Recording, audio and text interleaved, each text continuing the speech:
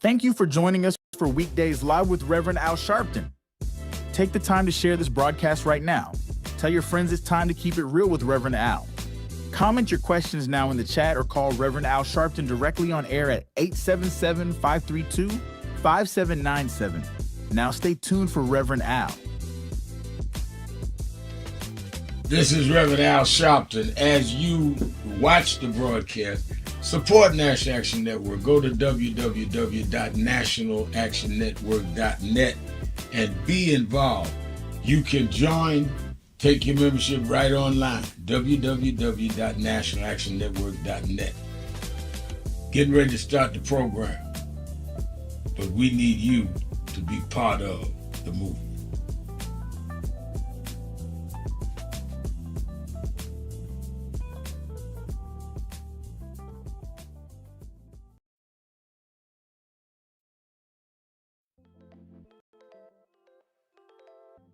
Hi, this is Reverend Al Sharpton.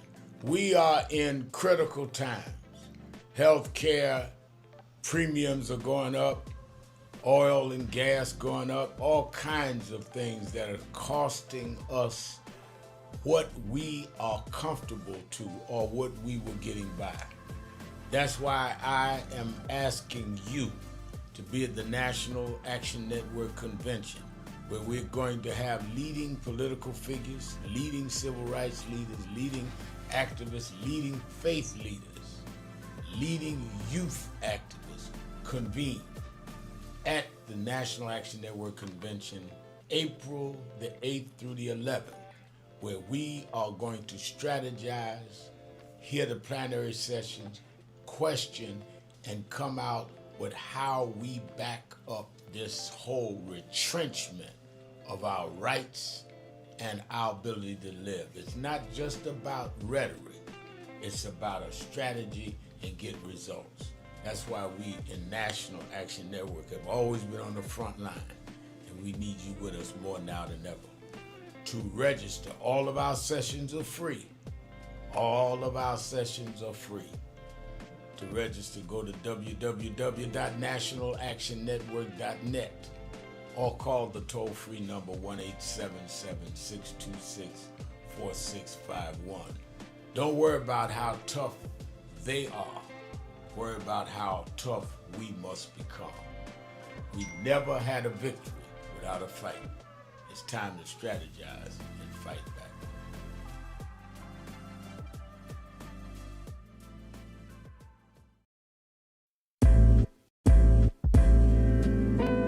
So it's become almost an unhealthy habit how much I'm listening to Keep It Real, because it is the realest thing on the air anywhere, whether it be online or whether it be on the radio or wherever it's coming into you from, because there's no one of Rev's importance and caliber who is as dominant a media figure as he is, who allows people to speak at length, and who he treats with equal respect and admiration with every call, whether he agrees with you or not. And I'm not gonna throw shade at anybody, but there are a lot of people with big platforms like the Rev has who are afraid to talk to the people and who are afraid that the people will keep it real with them. And he never shies away from anything any of us want to talk to him about. And he doesn't shut you up. It's not a soundbite, it's a conversation. So I would like people in media to learn from this man who is carrying MLK's torch. Don't be afraid of people. Listen to them, respect them, and stand in God and stand in truth. Thank you, Nan. Thank you, Rev. Thank you, everybody who puts this together and sends it out across the world, because we need much more of it. Bless you.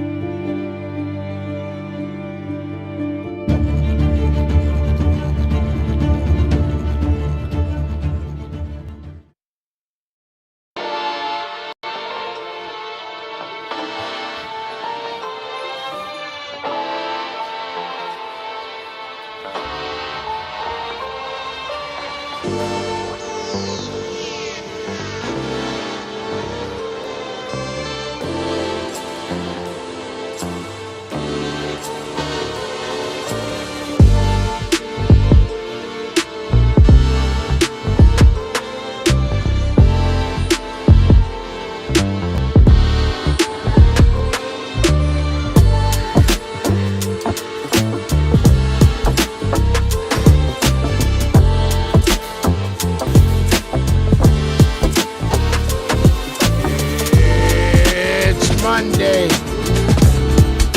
March 23rd, Women's History Month. Do you know what time it is? It's Al Sharpton's time.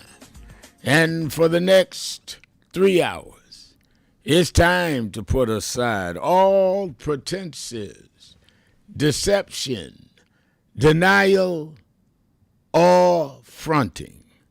The time has come to keep it real on Keeping It Real with Reverend Al Sharpton. A very good afternoon to you all across the country.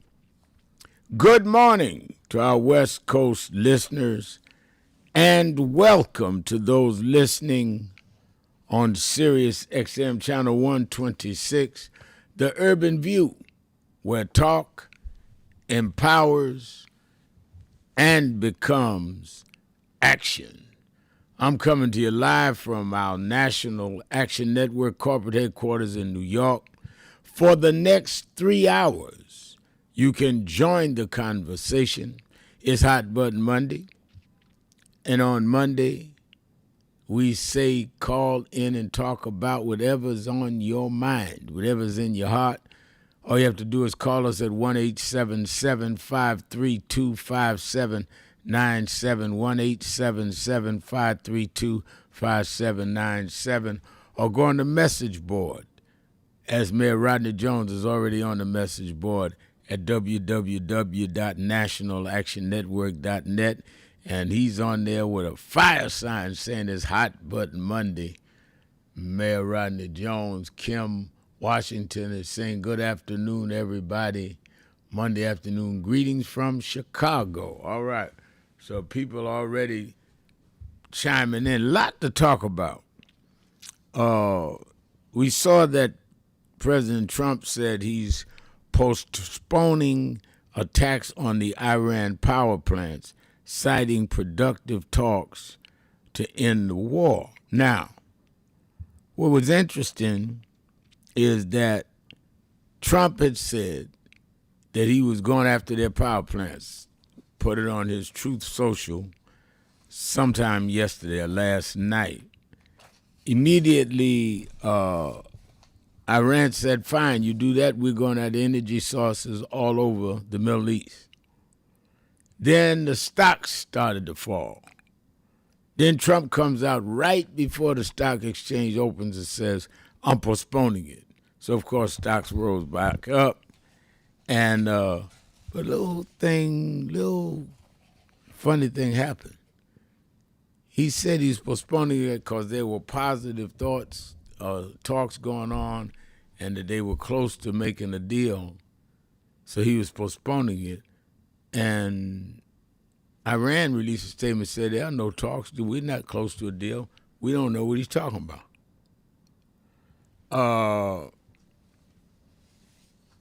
I would not doubt that Trump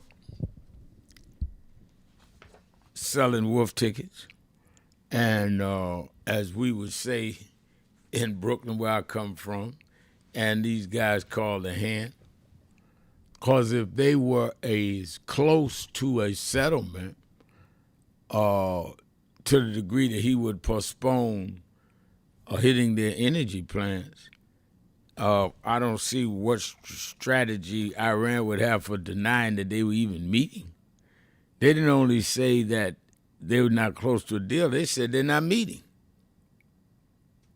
Maybe when Donald Trump threatened hit their energy supply, that he wrote a check that he can't cover. But in the meantime, people have begun suffering at the gas pumps. We'll see where this goes. Energy prices dropped, but still elevated. Oil prices fell nearly 10%. That's U.S. crude around $89, along with drops in natural gas and heating oil. Yet prices remain up sharply overall, about 35% up. The price is up since the war started. This by the president that said he was going to be America first, he wasn't going to engage in these foreign wars. He's gone in and grabbed the head of state in Venezuela, went in a war in Iran, said he wanted to take Greenland. This man didn't want to do nothing but America first. Then we see that the airports are still under total disarray because of the TSA agents now going toward the third week of not being paid. And Trump comes up with the solution. The solution is not that, yes, go ahead and fund it and we can negotiate on ICE, because that's all the Democrats are saying, that we cannot give you the full bill and leave the fact that 2 people were killed by ICE. We must have some ICE reforms, including they can't wear masks and other things. So the Republicans said, no, we'll shut down before we do that, and that's where we are. But funny thing about the masks, they don't allow police to wear masks now. They don't allow other officers. Why are we seeing vice people allowed to wear masks? Not only does it make you wonder, does it give them a license to kill like they did in Minneapolis, but who's behind the masks? Some of the Proud Boys? Some of the people that Trump pardoned? I mean, who are we looking at? And now Trump says he's going to send them to the airports, since the TSA workers, some of them calling in sick, some are looking for other jobs. Send them to the airport to do what? They're not trained in how to handle metal detection or wanding. Send them to do what? Spy and see if they see somebody they think is illegal? Or help direct traffic? We don't need the direct traffic. I was in KC and Houston last week. We don't need people to direct traffic at the airport. We need people to stop it. Then, I know I'm giving you a lot this morning, but a lot's happening and you need to at least have it on your radar. Supreme Court heard the arguments this morning about whether states can count ballots mailed by election day, received afterwards, and is focusing on a law in Mississippi that is similar to the ones in multiple states, because they're saying that if the mail-in ballots don't come in by election day, they shouldn't be counted. This president and this Republican Party will do any and everything to stop people from voting. And that is clearly what the only conclusion you can come to. Akeem Smith is saying on the message board, Reverend Sharpton, I literally just saw ICE agents arrested and assault a young Latino woman at the airport. Wow. Akeem is reporting that on the message board. Why am I not surprised? And they say they're not there, Akeem, to handle deportation. Then what are you witnessing? And Marco Jones is saying on our message board, why to the airport? We don't need them there. I work at the airport. Well, Marco, I use the airport 2 or 3 times a week. They definitely don't need them there. And then I'm glad Happiness Donuts is up and well, because she hit something on the message board that I definitely found outrageous. She says Happiness Donuts, says the remarks around Mueller were heartbroken. She did the sign. I've never in my life heard anything so caustic, insensitive, and outright blasphemous than this president upon hearing Mueller died. Mueller led the FBI longer than any FBI director other than J. Edgar Hoover. Mueller also led the investigation on Russian interference with the elections, 2016 elections, which Trump was clearly perturbed by. Trump said, quote, I'm not talking about slip of the tongue, he wrote this on Truth Social, his media platform. I'm glad he's dead. I'm glad he's dead. This is who you Christian nationalist is supporting. Somebody that says the most un-Christ-like thing, I'm glad he's dead. Now, before you go to that, well, Reverend Al, this man was after Trump, what would you say? I tell you what I did say. A man stabbed me leading a march in Bensonhurst. I said I forgave him and went to court and asked him to get lenient time. Judge gave him 9 years anyway. I certainly didn't say I hope the guy die in jail. So I can speak as someone who has an understanding and try to understand and be as close to I can to what I preach as a religion. I'm not saying you don't get angry. I'm not saying you don't have some resentments. But to say you glad somebody's dead, that takes a different level of insensitivity. You're right, James Mitchell on the message board said, that's sick. I mean, I know street guys that don't say that. When they in a gang fight and somebody gets killed, they don't say that, especially not on social media. But that's who this president is. Let's talk about all of this and more. It is Hot Button Monday, Sharpton. Keeping it real.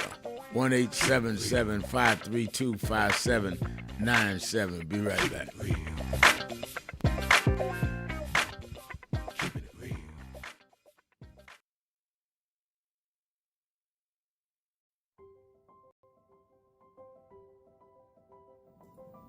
Hi, it's Reverend Al Sharpton, President and founder of National Action Network. We are at the very end of 2025, and I want to first say that I want to thank all of the officers, chapter leaders, regional directors, national staff, and certainly National Board of National Action Network for a solid and absolutely incredible year in 2025. Despite the fact that we are under assault, voting rights, diversity, equity, and inclusion, the battles globally where we're seeing Nigeria and Venezuela attacked, and on and on and on. We have been steadfast as an activist organization in the tradition of Dr. King. We started the year with a national call that thousands responded to, and we were in Washington on our side of town while Trump was being inaugurated on the other side of town. And we made a pledge. We told people to lift their hand and make the pledge. And we kept that pledge to work all year to keep the dream alive.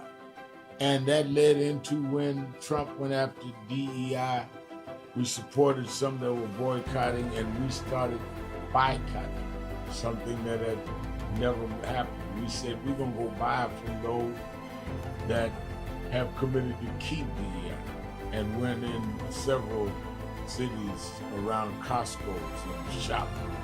We've now bought stock in other companies. We're going to shareholder meeting and demand they continue DEI.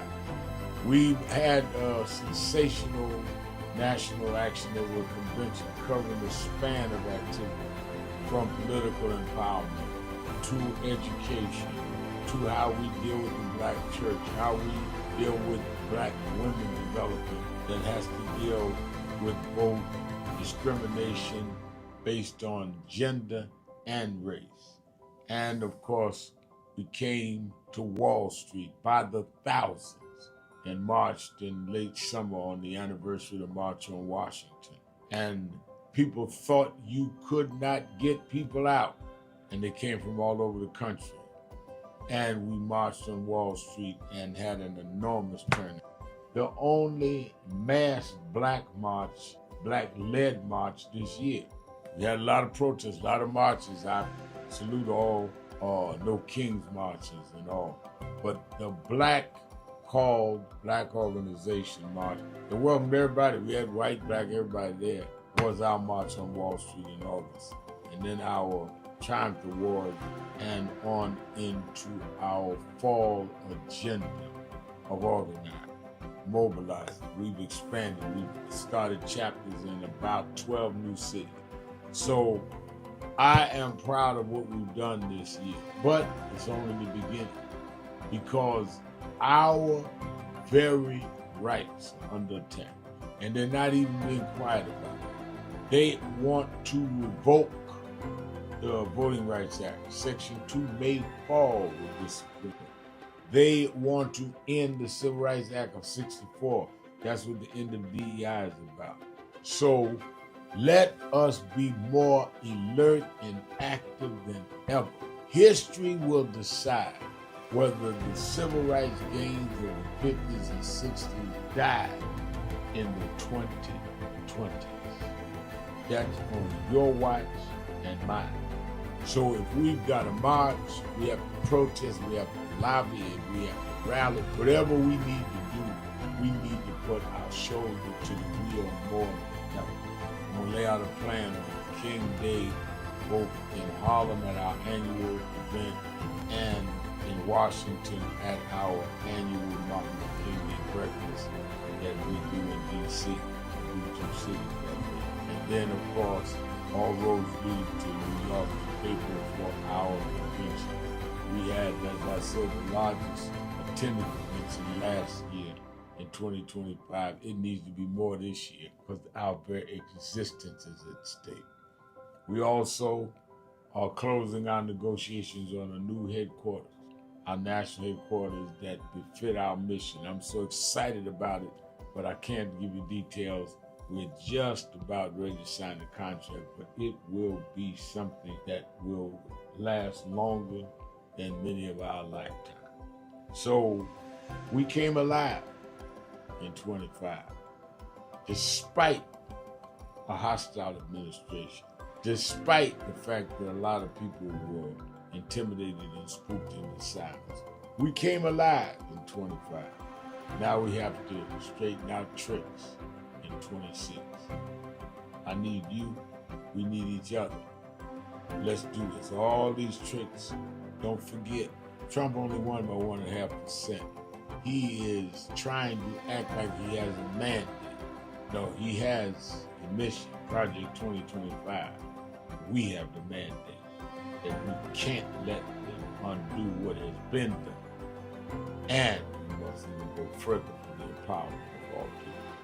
Happy New Year. And be focused.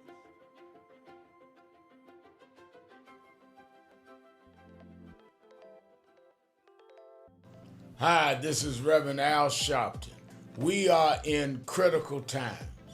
Healthcare premiums are going up, oil and gas going up, all kinds of things that are costing us what we are comfortable to or what we were getting by. That's why I am asking you to be at the National Action Network Convention, where we're going to have leading political figures, leading civil rights leaders, leading activists, leading faith leaders, leading youth activists convene at the National Action Network Convention, April the 8th through the 11th, where we are going to strategize, hear the plenary sessions, question, and come out with how we back up this whole retrenchment of our rights and our ability to live. It's not just about rhetoric. It's about a strategy and get results. That's why we in National Action Network have always been on the front line, and we need you with us more now than ever. To register, all of our sessions are free. All of our sessions are free. To register, go to www.nationalactionnetwork.net or call the toll-free number 1-877-626-4646. 54651. Don't worry about how tough they are. Worry about how tough we must become. We never had a victory without a fight. It's time to strategize and fight back.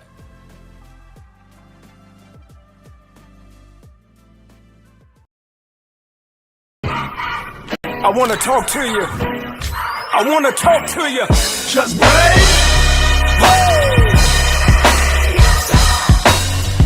I believe that. Good morning, everybody. I hope the coffee has kicked in by now. I want to start by thanking your leader, the Reverend Al Sharpton, and everyone at the National Action Network for 35 years of standing up for civil rights and opportunity for everyone. And I couldn't be more grateful for the way that you have blessed the lives of so many, including mine.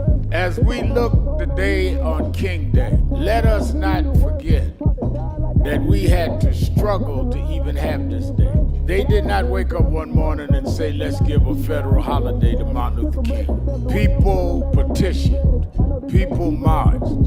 Let us remember now, as we bring our children and grandchildren up the Potomac, that they can see the Washington Monument, the Lincoln Memorial, the Jefferson Memorial, and one memorial that never served as president, but changed this country more than any other American, Dr. Martin Luther King Jr. This was an amazing MLK. You lied, sir. Keeping it real, keeping it real. I am your host, Reverend Al Sharpton, and we're back. Don't forget to watch Politics Nation with Al Sharpton every Saturday and Sunday, 5 p.m. Eastern Time on MS Now, and we had two great shows this weekend. I really was happy that Congresswoman Joyce Beatty came on, who was on the board of the Kennedy Center. They wouldn't even let her vote. She talked about it. The first interview she did on that.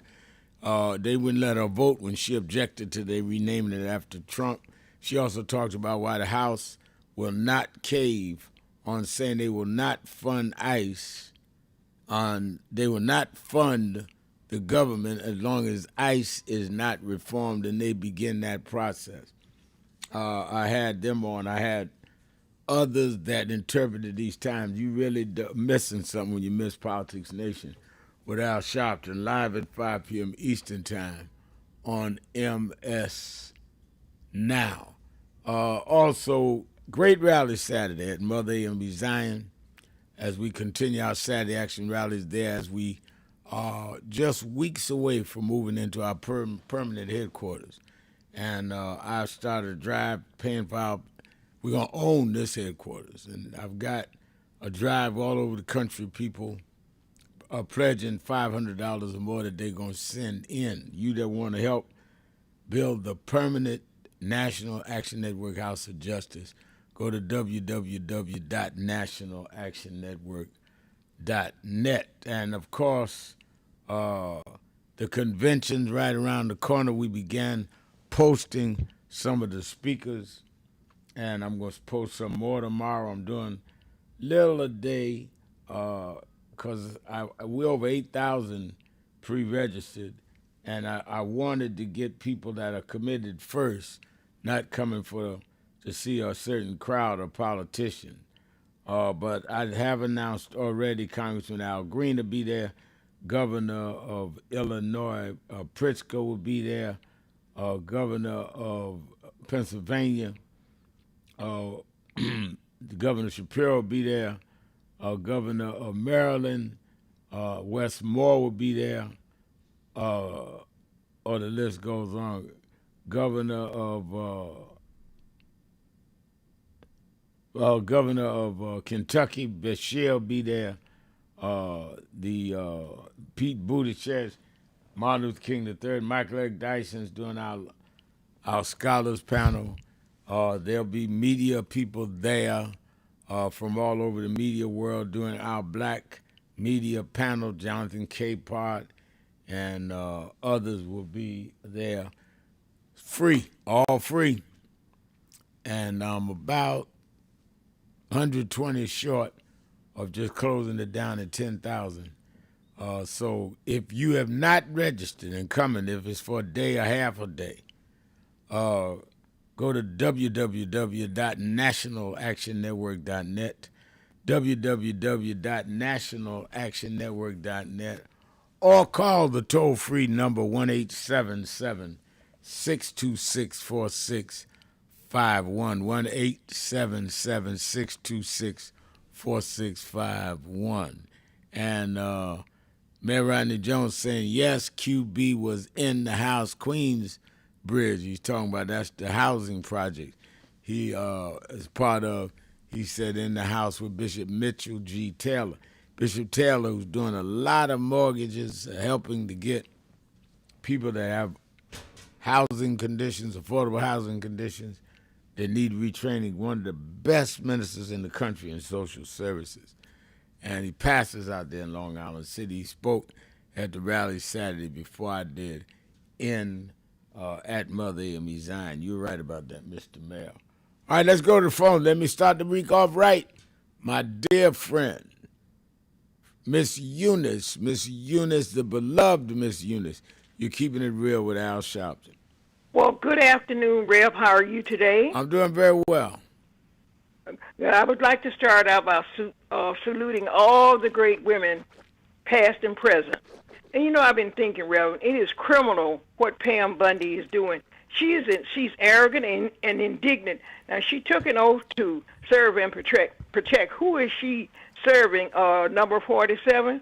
And do you mean there is nothing that can compel her to do the right thing and turning over all the Epstein files? They're coming out in dribbles. And you have 47 doing what he wants without going through the proper channel for war. And to add insult, the elected officials are not holding him accountable. And why should they get paid and the TSA employees work without pay? And now Trump wants to send in ICE to cause more havoc as they have done every place they have gone. And I'm looking forward, Rev, to the nationwide march on Saturday the 28th, and I understand National Action Network will also be involved, and thank you so much for that. All right. Yeah, go ahead. Yeah, and it's bombing all over the world. This could not have been if Trump was a stubborn, hateful man. And to say that he's glad someone is dead is just beyond the pale. And I don't understand these national Christians. What kind of God do they serve that they could go along with some nonsense like this? Right. Absolutely. Yeah. Yes. And they call it Christian nationalism. There is no nationalism in Christianity. That were killed on the runway, I think it's overworked as far as I'm concerned. You know, they're working so many hours, so I think that may be a possibility also. And thank you for taking my call. Thank you for your call. We're certainly watching what happened out here. LaGuardia is grounded. If I was going on the road today or tomorrow, you couldn't get out of here unless you got somebody's private plane. All right, let's go to Brother Jacob in Philadelphia, Pennsylvania. WURD, the word. Brother Jacob. Peace be unto you, Reverend Sharpton, and your worldwide audience, man. I love Hot Button Mondays because over the weekend, he leaves so many buttons hot, you don't know which one to touch. You know, you're going to get burnt. But what he said about the FBI, the head of the FBI, in his passing, the ignorant statement that he made when the Japanese representative was in the Oval Office about Pearl Harbor. I mean, Reverend Al, how much do we have to see America? I mean, and when I say America, I'm talking about the real patriots, the ones who gave their lives, paid the ultimate sacrifice with their lives to defend this Constitution, this republic, this democracy, these freedoms, right, that we enjoyed.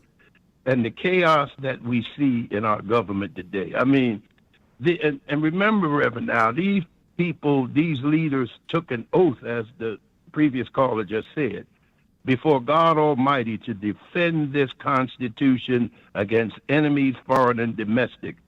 And look at what, in a short time, look at what this leadership has made America look like.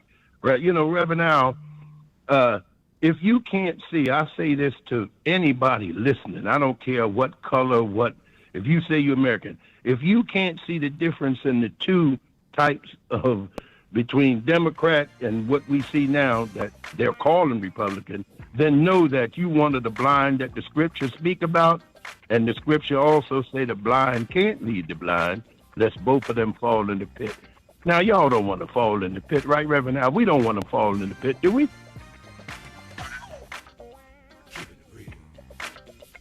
We're going to keep it real. Rev. Yeah. Are we ready to come back? Take us out. Out.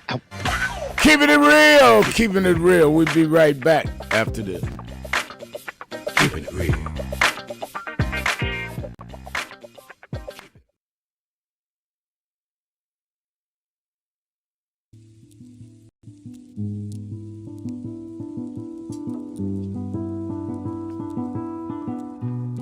I had a thought this morning that I wanted to share with you about mentorship. I am able to do a lot of what I do because I had great mentors, but there are correct ways and incorrect ways to mentor people, in my opinion. I was mentored as a boy preacher by Bishop F.D. Washington, one of the great Pentecostal preachers of his time. Then Reverend William Jones became my pastor after Bishop Washington died, who was unquestionably in the top 5 black church ministers, theologians. Reverend Jesse Jackson, who I started my activism under his leadership, he and Reverend Jones. And I learned politics directly as a youth director from Shirley Chisholm. So even though I didn't finish college, I had the most unique education in the world from being exposed to giants. But the one thing I learned is as I grew older and people started coming younger than me and wanted me to teach and mentor them, the magic of the mentors I had is they did not want me to be their clone. They wanted me to learn things from them and use my own gifts and talents in my own unique way and let me do things on my own, because they knew that if I flopped in some things, it would teach me for the other things. They'll come and help me once I was down, but they were not going to have me avoid being down. And they were not going to impose themselves on me. Why am I saying that? Because too many mentors want clones, and too many mentees want their mentors to put them on a pedestal. Oh, so-and-so didn't do this for me. Oh, so-and-so didn't open doors for me. If they got to open doors for you, it may mean that they knew you weren't ready to go through those doors. Their job is to prepare you. Your job is to develop your own skills, your own unique ways. And I don't care if it's my daughters, who both have come into their own, or anyone else. I'm not a talent agent. I did not form National Action Network to give people their step up. I formed it to fight for justice for everybody. If talented people get in, it's my job to invest and give them a platform. It's their job to get on the platform and perform and show their ability. Sitting with me today in the office as I talk about it is one of my mentees, Reverend Stephen Marshall. Now, Stephen, you just came around us when you were how old? 11 years old. 11 years old. You just turned 40 and now you're called to the ministry? Yes, sir. And what do you do in National Action Network? I help formulate policies, lead in various regions, but most importantly, I senior advisor to you on all things from social justice strategies, politics, intergovernmental affairs, you name it, community organizing, all of that stuff. And I could go through scores of others. My daughter started Huddle. They got Huddles now, which is for young people to meet once a week all over the country. I just saw the video from the Las Vegas National Action Network chapter.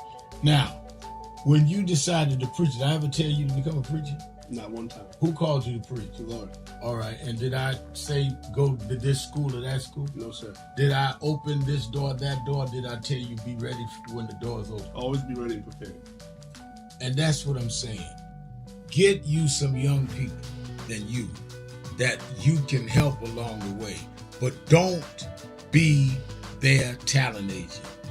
Their talent must speak for themselves. And anybody that grumbles with you about so-and-so didn't do something for them, maybe it's because they didn't feel you were ready, or that they felt if they did it, you wouldn't do it on your own.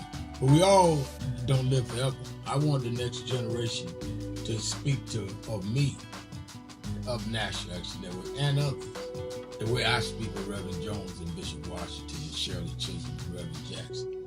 But I just don't want young people to feel that somebody ought to give them the reins of leadership or give them the reins of business or whatever it is you're in. You need to learn from their journey, get the pearls of wisdom from them, but don't have them do for you, because then it means you can't do it for yourself.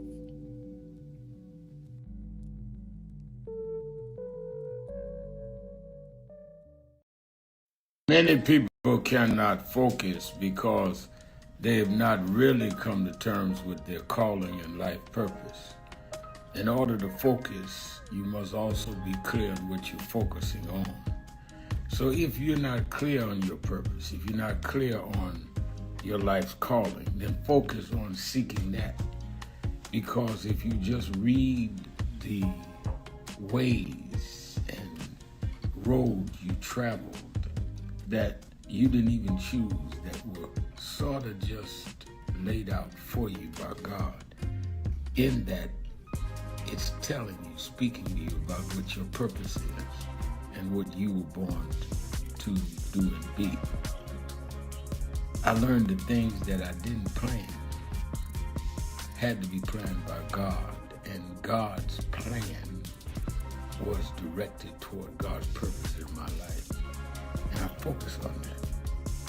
Not focus on what others do, not focus on how well they're doing or bad they're doing, but focus on whether I'm in line and aligned with what I'm supposed to be about.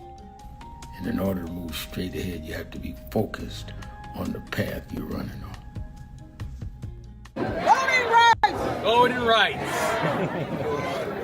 Everyone look here. Say it again, Miss Pearl. Voting rights! Voting rights! One more time, Miss Pearl. Voting rights! There we go. Voting rights! Voting rights! Voting rights! Voting rights! Voting rights! When do we want it? Now! When do we need it? Now! Yesterday. What do we want? Voting rights! When do we need it? Now! What do we want? Voting rights! When do we need it? Now!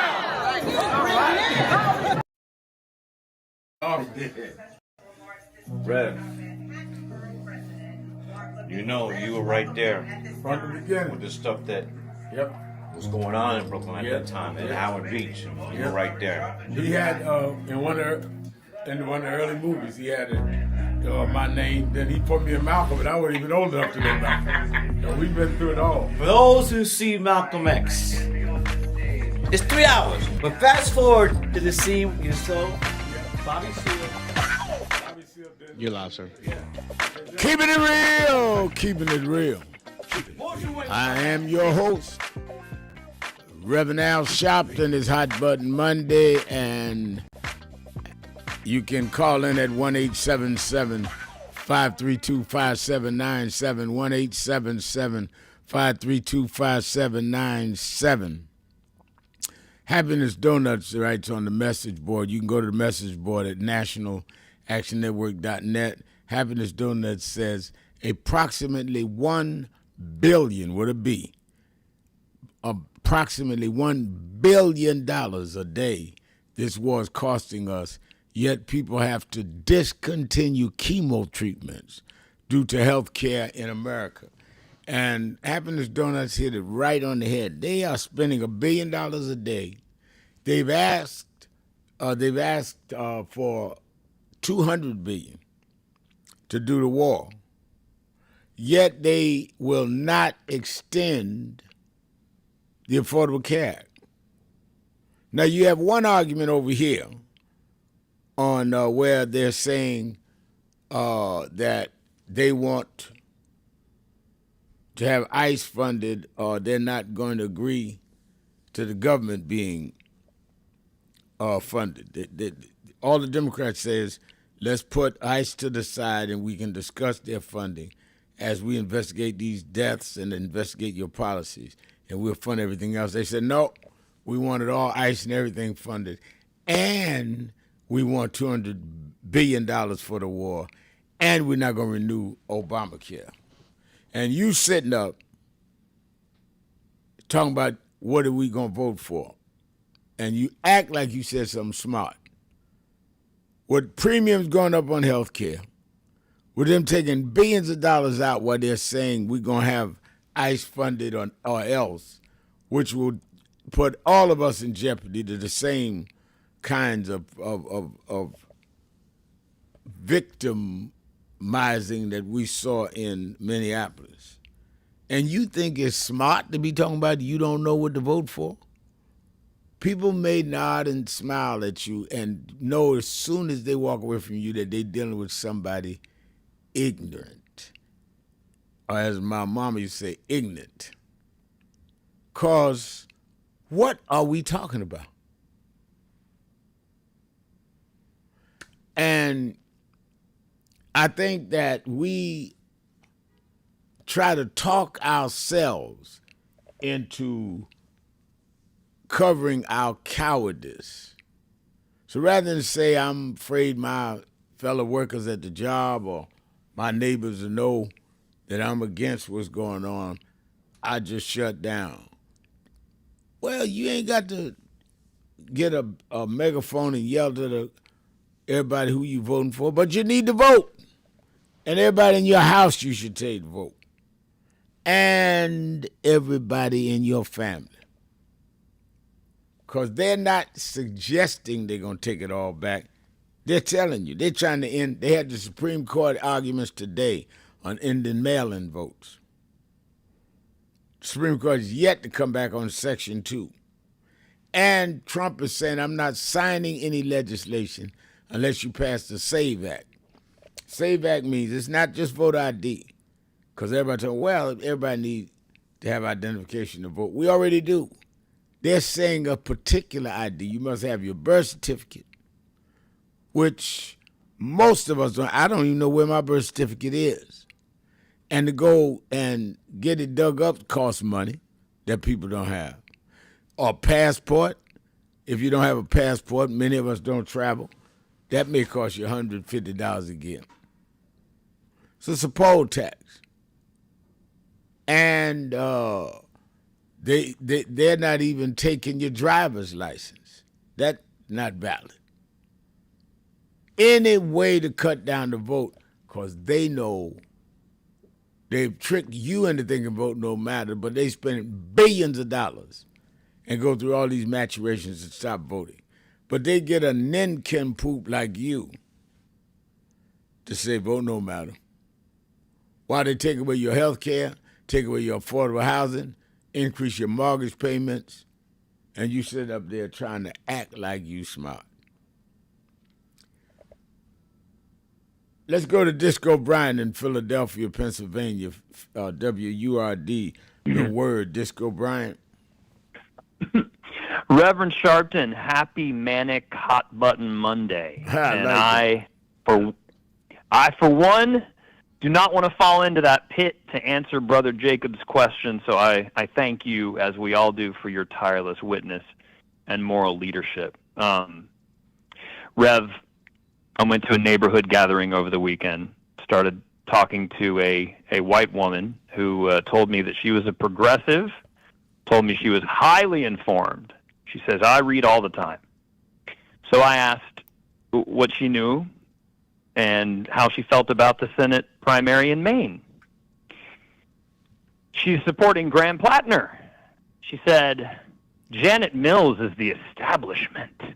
Now, Reverend Sharpton, will you please, if you can, you have so much on your plate. I don't want to shove something else, another ask.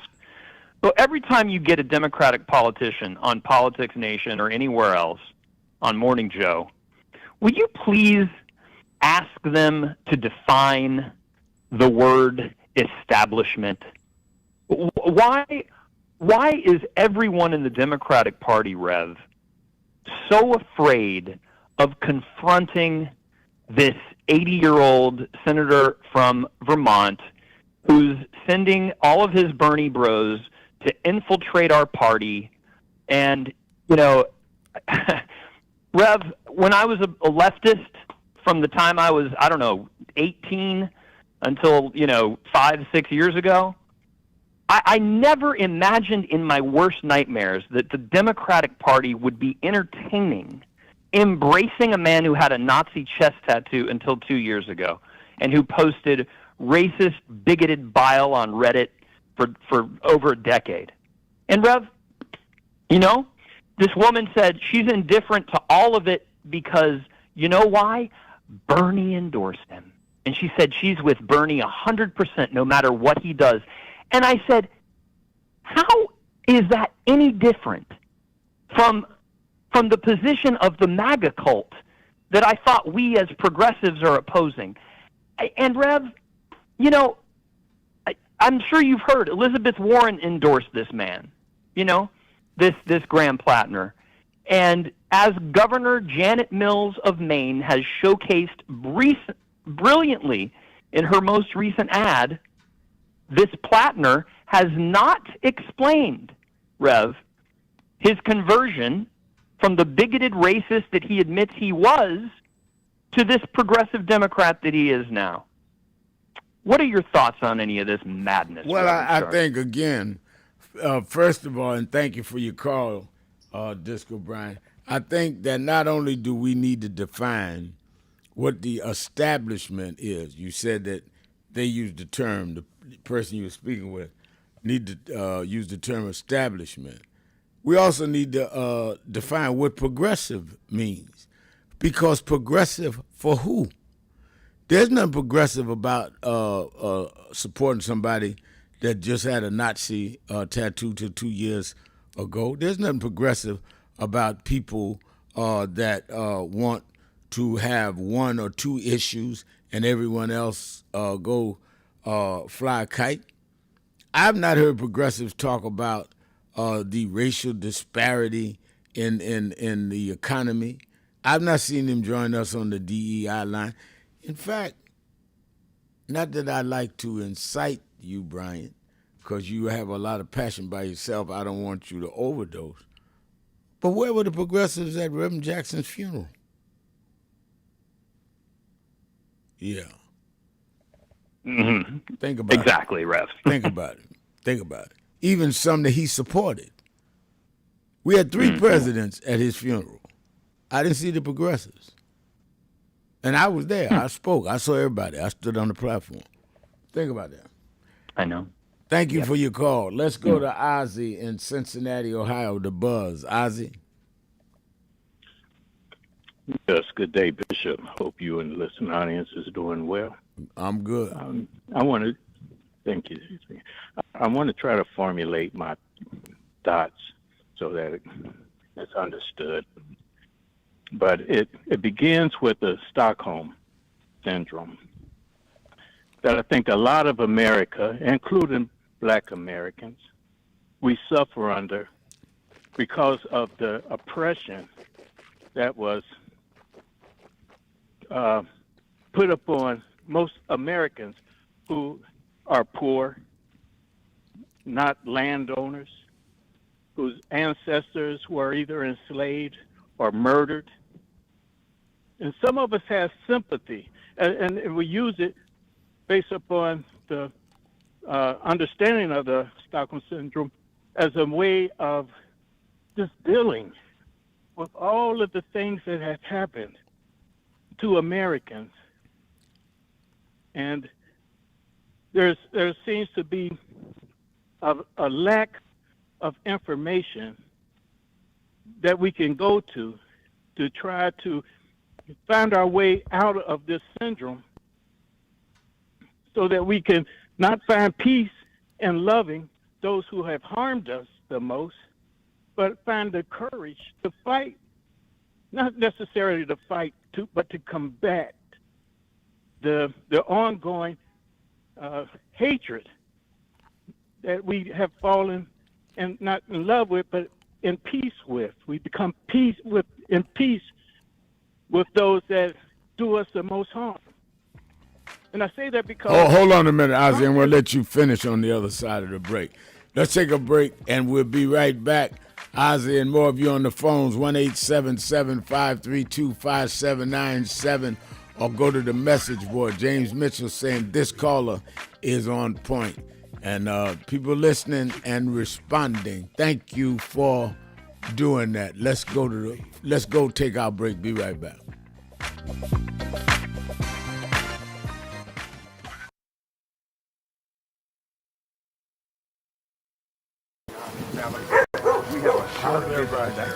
So we just wanted to greet you all and thank you for allowing us in. Yes, sir. We were here. They were on the plantation. Our family was on the plantation. Wow. And that's, of course, that's the slave house. That's one of the slave houses. Sir, it's been 13 years. That's right. Good to How see you been? Doing fine. Good.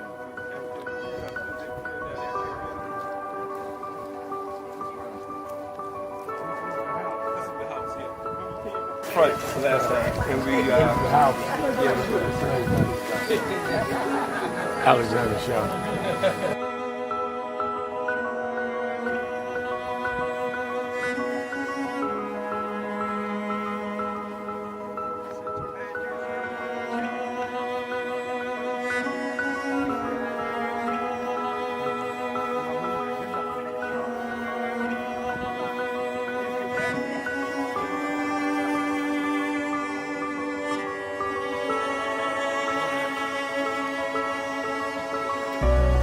How many slaves were staying there? I have no idea.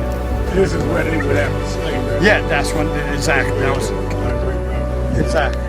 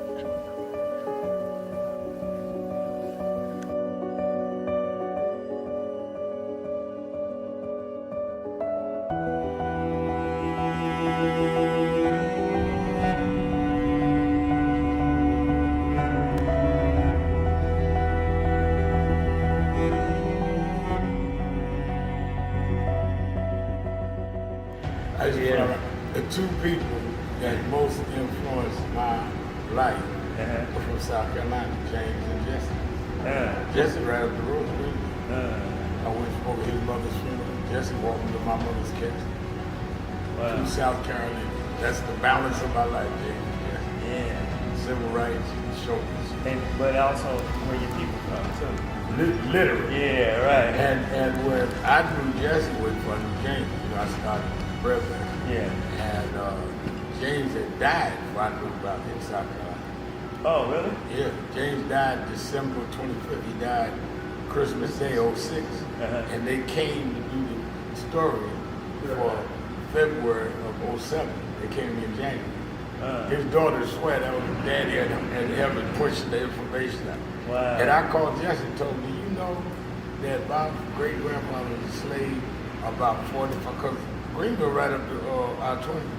He said, I told you we was connected. That's why you got to listen to me. But nah.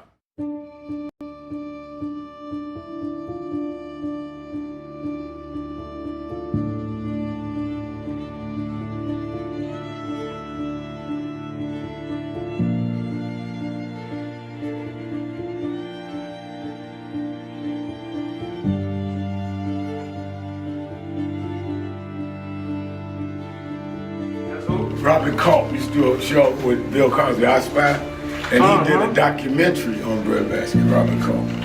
Oh, wow. You need to see that documentary. It's great. Absolutely. I lived this. I didn't read this. I lived it. I was there. You true to this? I'm true to this. Not new to this. I ain't new to this. Vote to phone Troy? He was Jack O'Dell was one of the guys that Kennedy warned Dr. King about. Say he was a communist. Wow. Jack O'Dell and Stanley Levinson. And Reverend brought him in. Nobody else in the movement would deal with Jack. Reverend brought him in. Oh yeah, sure. Just us. Just us. But there's stories behind all of it. It didn't just happen.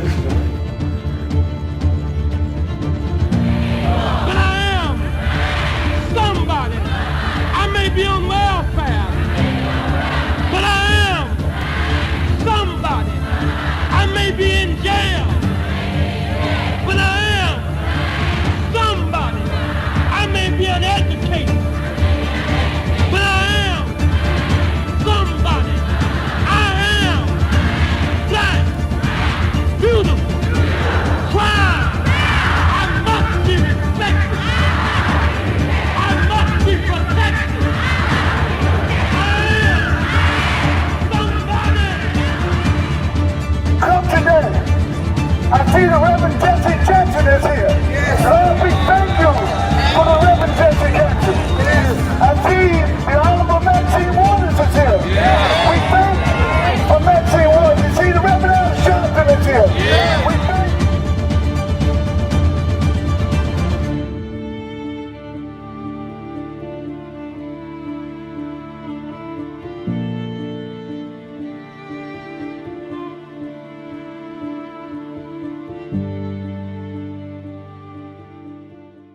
It's been a long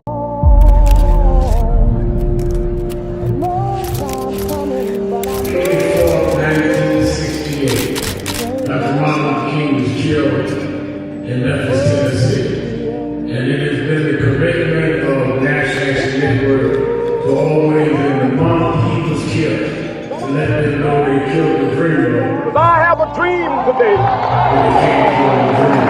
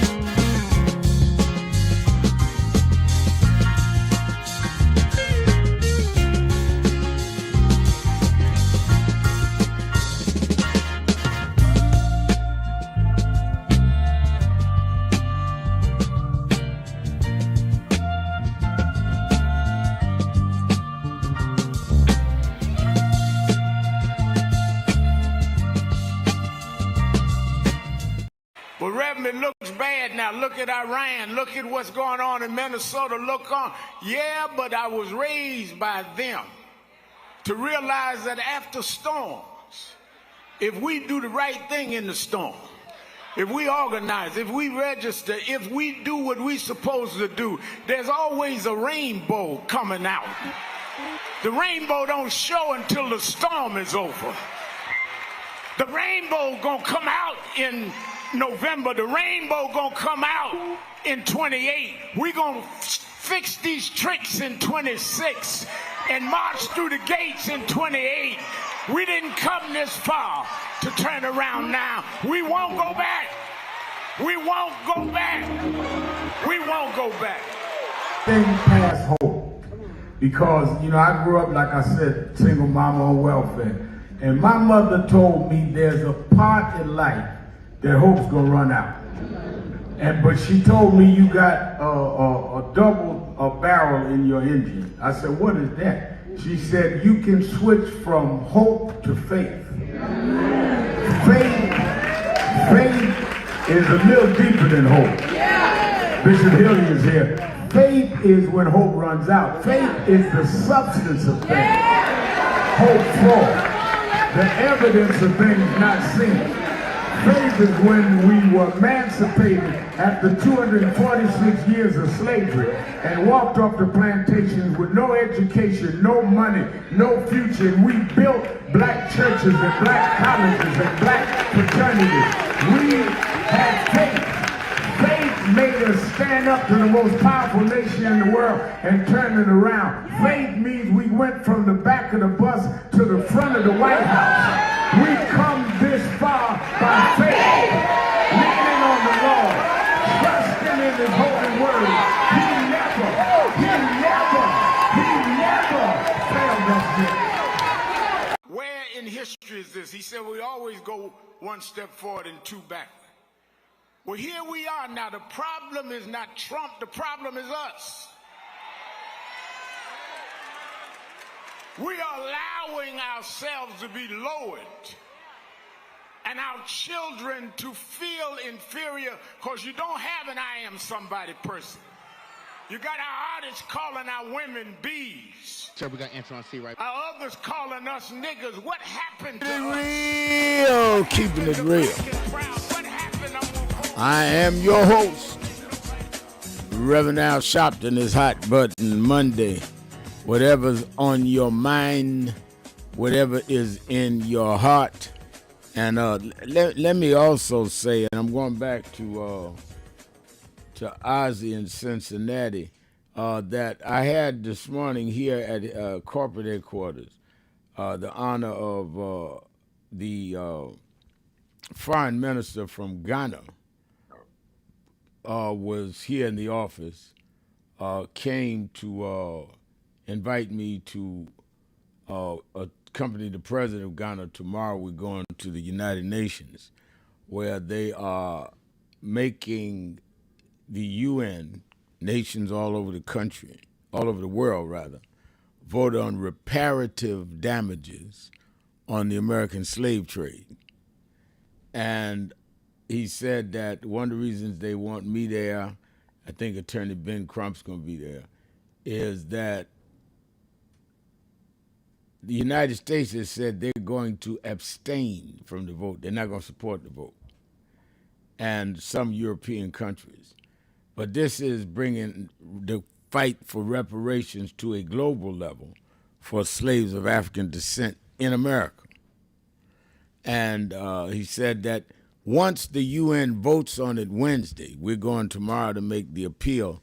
We're going in the morning to the African burial ground where the president of Ghana, joined by us, will lay a wreath at the African burial ground.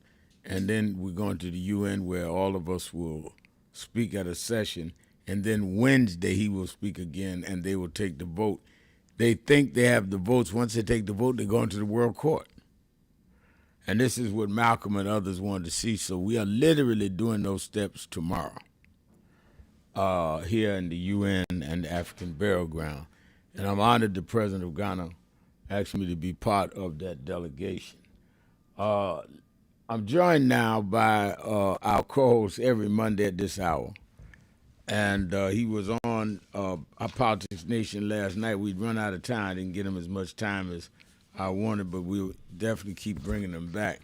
And, of course, you know him as our Monday co-host, as the Democratic strategist, as well as founder and CEO of Blueprint Strategies, LLC, Antoine C. Wright. How you doing, Antoine? Reverend Al, great Monday to you, and it's good to be with you on this ACA Anniversary Monday. Of course, one of the most consequential and comprehensive pieces of legislation regarding health care to ever pass any legislative body in the history of this country. No doubt about it. Let me go back and let Ozzy finish. He was making some very good remarks. Let me go with Ozzy, and then we'll go to others. Go ahead, Ozzy. Yes, sir. Can you hear me? Yes. Okay. What you just said is why I wish I had the power to bestow upon you the legalities of bishophood. Because when foreign governments from Africa recognize you as a means of supporting them to do what is good for us, you deserve that label because you took on the responsibility. Now, I know I was talking about the Stockholm Syndrome, but what you just announced, I'm so proud to call you my bishop. But the Stockholm Syndrome is something that we have to look into because it seems like we accept all of the damage that is being done to us since we've been here. And the way we cope with it is to put damage upon people who could help us, people that look like us. We turn from trying to fight against those who have hurt us the most to putting that same pain upon people that could help us the most. And I bring this to everybody's attention. I don't know if it's true or not, but it's something that I read that a couple of weekends ago, 400 and something black girls came up missing in Washington, D.C., which Trump said is now safer than it's ever been because ICE is present. And we accept him saying what he says because we are affected by the syndrome and we just sympathize with our abusers. And we don't. Yep. And can I just say lastly Yep. that if you don't vote, there is hardly any room between your consciousness and your soul and those that vote for Trump. You also are delirious from the Stockholm Syndrome, accepting the punishment that we still are receiving because you don't have the guts or the heart or the mind to fight. We got to fight. Thank you, sir.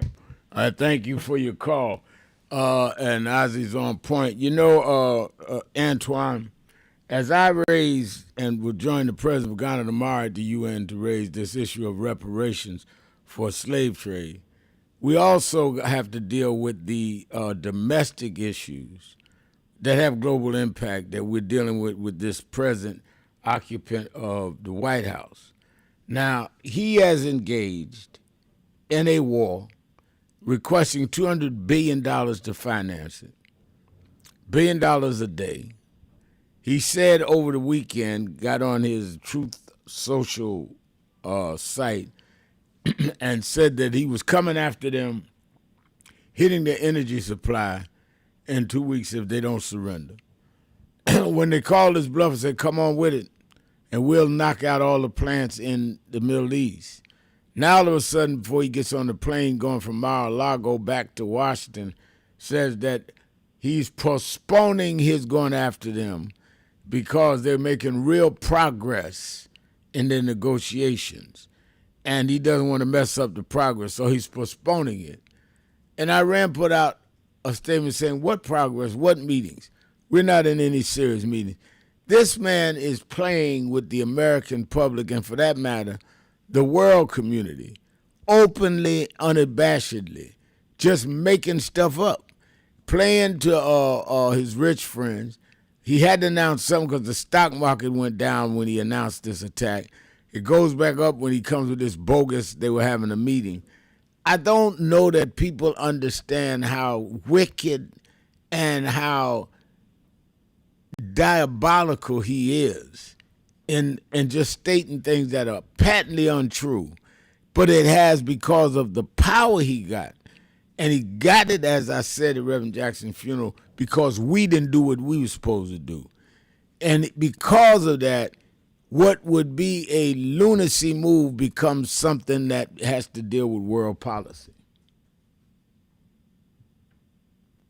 Well, we've lowered the bar so much and the expectation so much because of Donald Trump till people expect this as, well, people have conditioned to themselves to think that this is actually normal. Here we are in the middle of an affordability crisis already before this $1 billion a day war, as I said last night on your television program. Here we are on the anniversary of the ACA, where 25 million Americans don't have those subsidies, which means their premiums, copays, and deductibles will quadruple.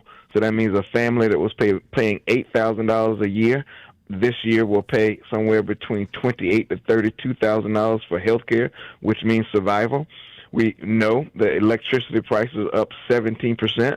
We knew going into before this war that groceries are up 8 to 9%, and now we have gas up 23%, diesel up above $5 a gallon, which is going to impact our food supply. So that means prices on gas, groceries, and goods are going to continue to rise.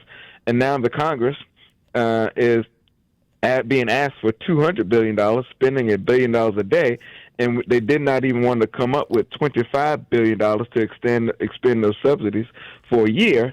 And at the same period of time, the largest cut to Medicaid in American history, $1.8 trillion, almost $2 trillion, and $1.86 billion cut to SNAP benefits. And so we're in an affordability crisis. The president does not have a way out. He did not have a legit reason to be in this war. In fact, the Iran agreement, nuclear agreement that President Obama put in place would have satisfied everything that he wants to accomplish now. But because he is racist, because he's extremist, and because he peddles to the right-wing base of his own, he decided he wanted to rip that agreement up because it was put in place by a black man, yet he laid out over the weekend what he was asking or what he wants from Iran, and it's the same exact language that President Obama had in place in the 2015 Iran agreement. But now here we are, soldiers lost their lives, gas is up, no end to this war, and the taxpayers could be on the hook for a $200 billion unnecessary war and growing. America is a nation in the ICU, as I said on your program. And, Reb, don't forget that this was the same president, May 18, 2016, that posted on Truth Social that TSA agents are suffering while the president was playing golf. Well, guess what this president was doing today? Playing golf while 65,000 TSA agents are not being paid. And quite frankly, they will not get paid because he prioritized this morning in an interview that unless the SAVE Act passes, he is not going to negotiate reopening the government, which means paying TSA agents and Coast Guards. No, I said that in the first hour. He has said emphatically he's not signing any legislation until he gets the SAVE Act through, which will impact voting in a extremely limiting way, particularly in communities of color and low income. Let's take a break. Be right back. Hot Button Monday. The lines are full. I'm coming right back to the phone. Keeping it real. Sharpton. See right. Be right back. Keeping it real.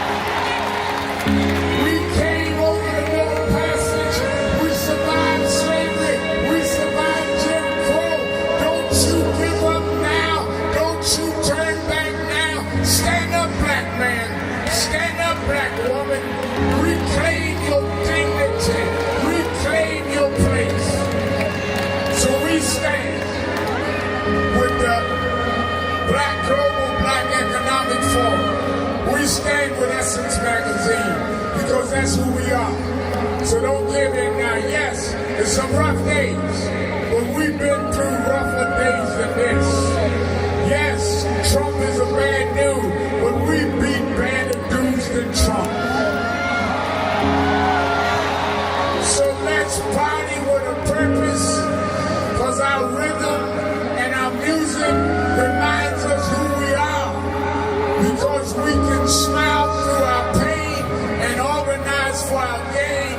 Let's stand up and let's celebrate who we are. Thank you, God bless you.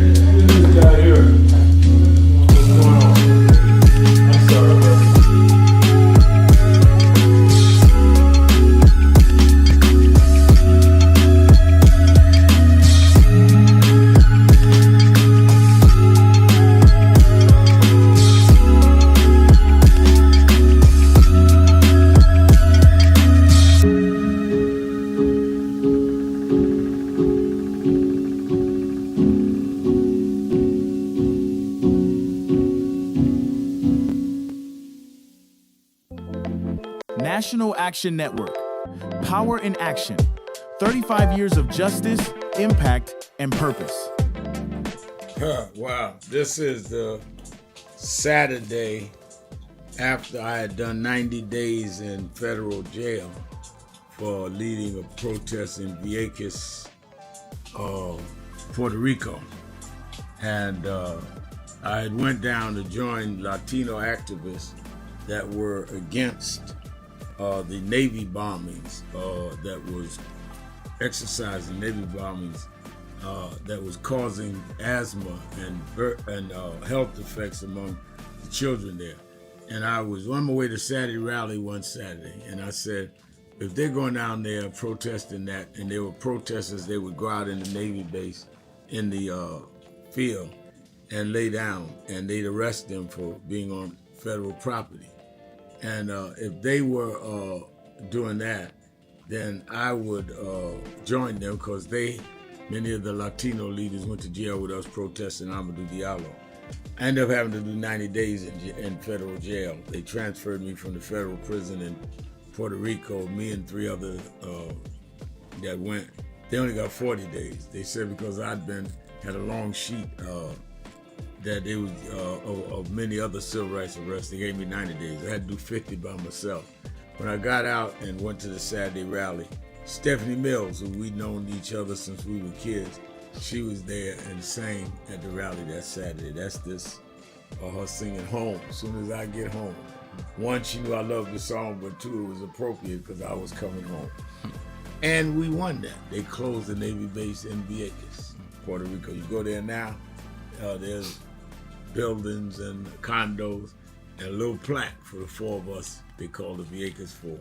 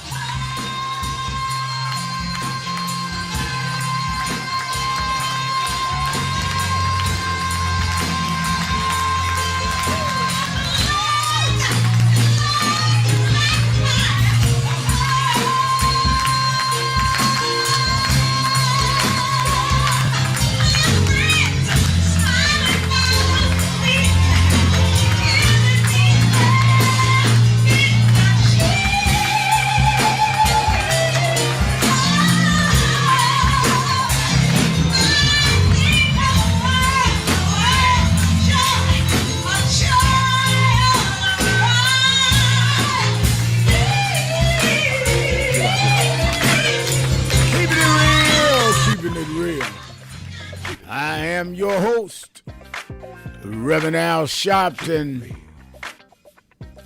Antoine Seawright is our co-host. Let's go back to the phones. Let me go to Demetrius in Cleveland, Ohio. Demetrius.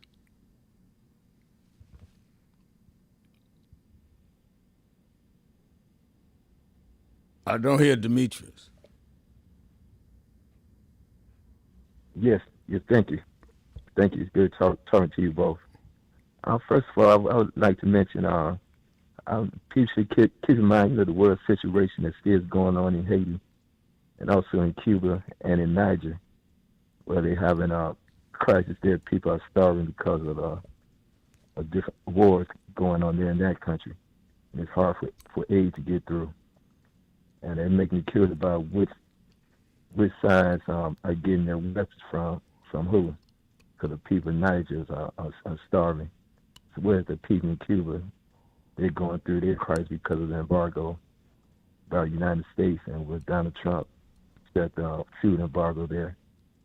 And I give respect to Puerto Rico because they have been sending aid to Cuba. You know, they've been spending the medicine, you know, where they have a shortage of. So with people on life support, they can have some of the medicine they need. And also, like I said, keep in mind with Haiti as well, because the Haitian people, they're going through a crisis. You know, and it could be avoided because if this government can invest in Haiti and raise the embargo in Cuba, like they want to put money into other countries, because you were speaking of reparations. Now, Iran, I remember hearing last week, one of their conditions is they put out is after this war is over, they want reparations. So they're curious to see whether or not this country going to give them reparations. It's like they gave to Afghanistan after the war was over. Well, you have African Americans here in America who labored free without any type of pay for hundreds of years. And after the Civil War was over, we still wasn't paid according to our labor we put into the country. And that's not count of the segregation that prevented us from having a proper education in the school system and not having equal opportunities on jobs that pay equal amount of money. And the jobs we have lost because of the administration that's in office now have laid off a lot of federal workers. And with the oil prices as high as it is, it's going to ricochet as well and cause some industry to lay off people. And also when it comes down to the ICE agents, you know, they've been trained, you know, to seek out the immigrants. So to put them in the airports, they have no training for that. So if they see someone who they suspect is not American citizens, they're looking at their license while they're in line, you know, to get their bags checked. Their first mind is going to be to see if this person a citizen. And even behind the scenes, you know, this administration might tell them that, you know, where they don't, some people don't want y'all back on the streets no more, going to different cities, but we still want you all to still look out for those who may not be citizens. You know, and to me, that's outside the law because their job is to make sure that the American people are safe. It's not to go into the airports, you know, and harassing innocent people in line. And also, I just like to say the comment Donald Trump made about the head of the CIA, Mr. Comey. FBI. FBI. Excuse me. Yes, FBI. Yeah, that just goes to show, you know, his true feelings.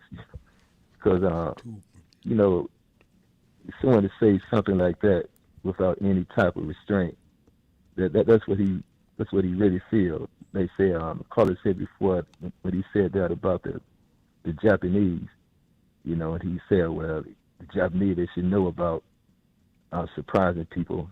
When he brought it up, the reporters asked him, you know, was the war in Iran necessary? Then he notified Congress, and he gonna say, well, you know, Japanese didn't notify America when they attacked it. Right. You know, so equate that, you know, it's a whole different situation. And if he want to equate it, you know, it's nothing to be proud of because when Japan did do that, you know, innocent people died because America didn't have any beef with Japan. You know, and just like Iran didn't have any beef with America. So to me, equalize that as like something good.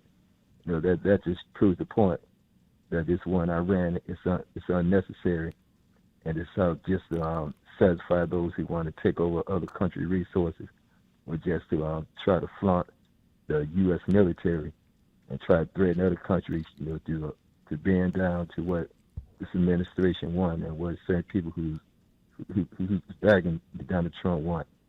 And also when he want to tie voter registration in with supplying money for the Homeland Security. No, that's good as well because his whole aim is the voter registration.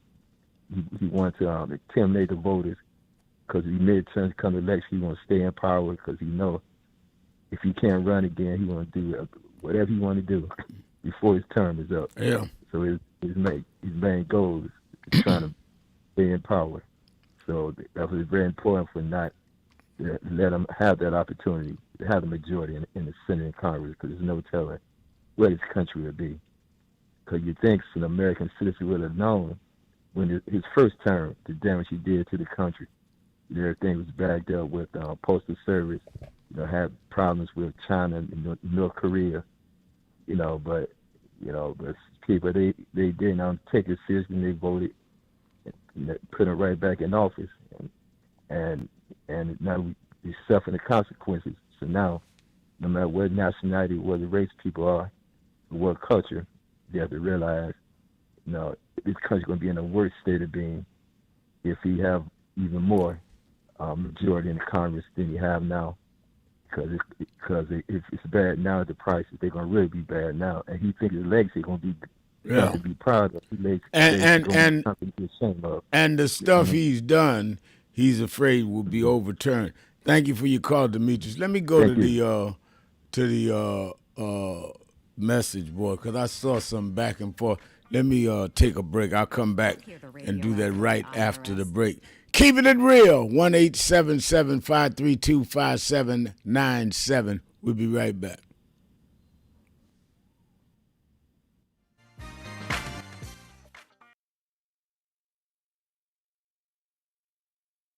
I thank God I was blessed to have both in my life. Both historic, strong figures. But if I misused them and listened to not only figures that are not as historic as them, but figures that had nothing to do with the calling and purpose of my life, I would live confused. I'd be double-minded. I'm clear. And what I want you to do is be clear. Clear on who you are and why you are. And a lot of that will be exposed to you and others by who you are around and who you allow to enter your head. Keep people at a distance that only have a distant unclear vision, who you are and who you are supposed to be.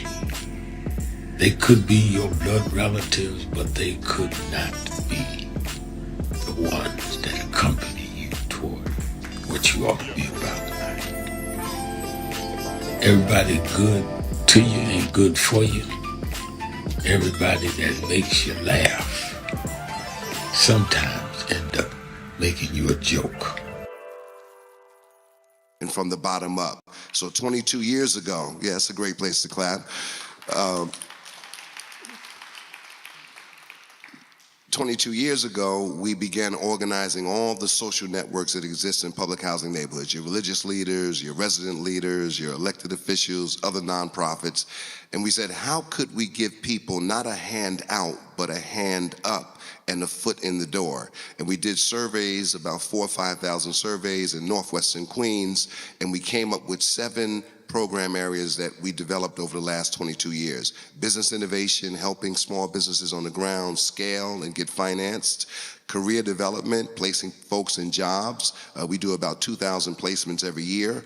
One-on-one financial counseling. Bill Clinton said rich people have financial planners, but poor people actually need them. And then college access and vocational training for our young people, getting them through high school and to that post-secondary step. And then my dad said, you'll never be able to make sustainable change unless you own money. I said, what you talking about, Willis? And he said, open up your own bank. And so 16 years ago we did, and we have 2 branches, the Urban Upbound Federal Credit Union. We have a personal banking branch on 40th Avenue, right across the street from Queensbridge Houses. And then we have a business branch. On Steinway Street in Astoria.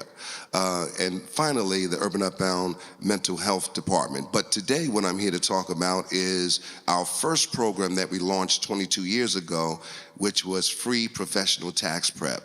And the first year we did this in 2005, we did 81 returns, and we got $253,000 back into the hands of those 81 individuals. I thought we saved the world. We did a New York One interview. We had an article in the Post and the Daily News. I thought we saved the world. But now, today, I am proud to report that we are $850 million in cumulative returns over the last 22 years. And we're the largest #1 tax preparer in the state of New York and ranked #3 in the country. And so we do individual taxes for individuals, and if you make under $100,000 a year, we can do your family taxes. If you're an individual, single, making under $60,000 a year, we can do your taxes. If you own your own business and you make under you have an expense of under $300,000 in your small business, we can do your taxes for free. And I did fail to recognize our leader on this morning, the Reverend Dr. Al Sharpton. Let's give him a big hand.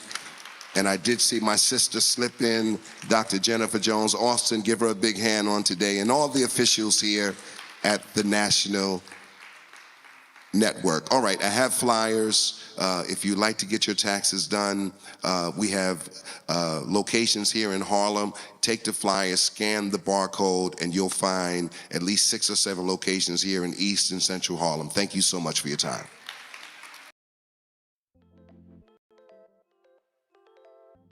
Hi, this is Reverend Al Sharpton. We are in critical times. Healthcare premiums are going up, oil and gas going up, all kinds of things that are costing us what we are comfortable to or what we were getting by.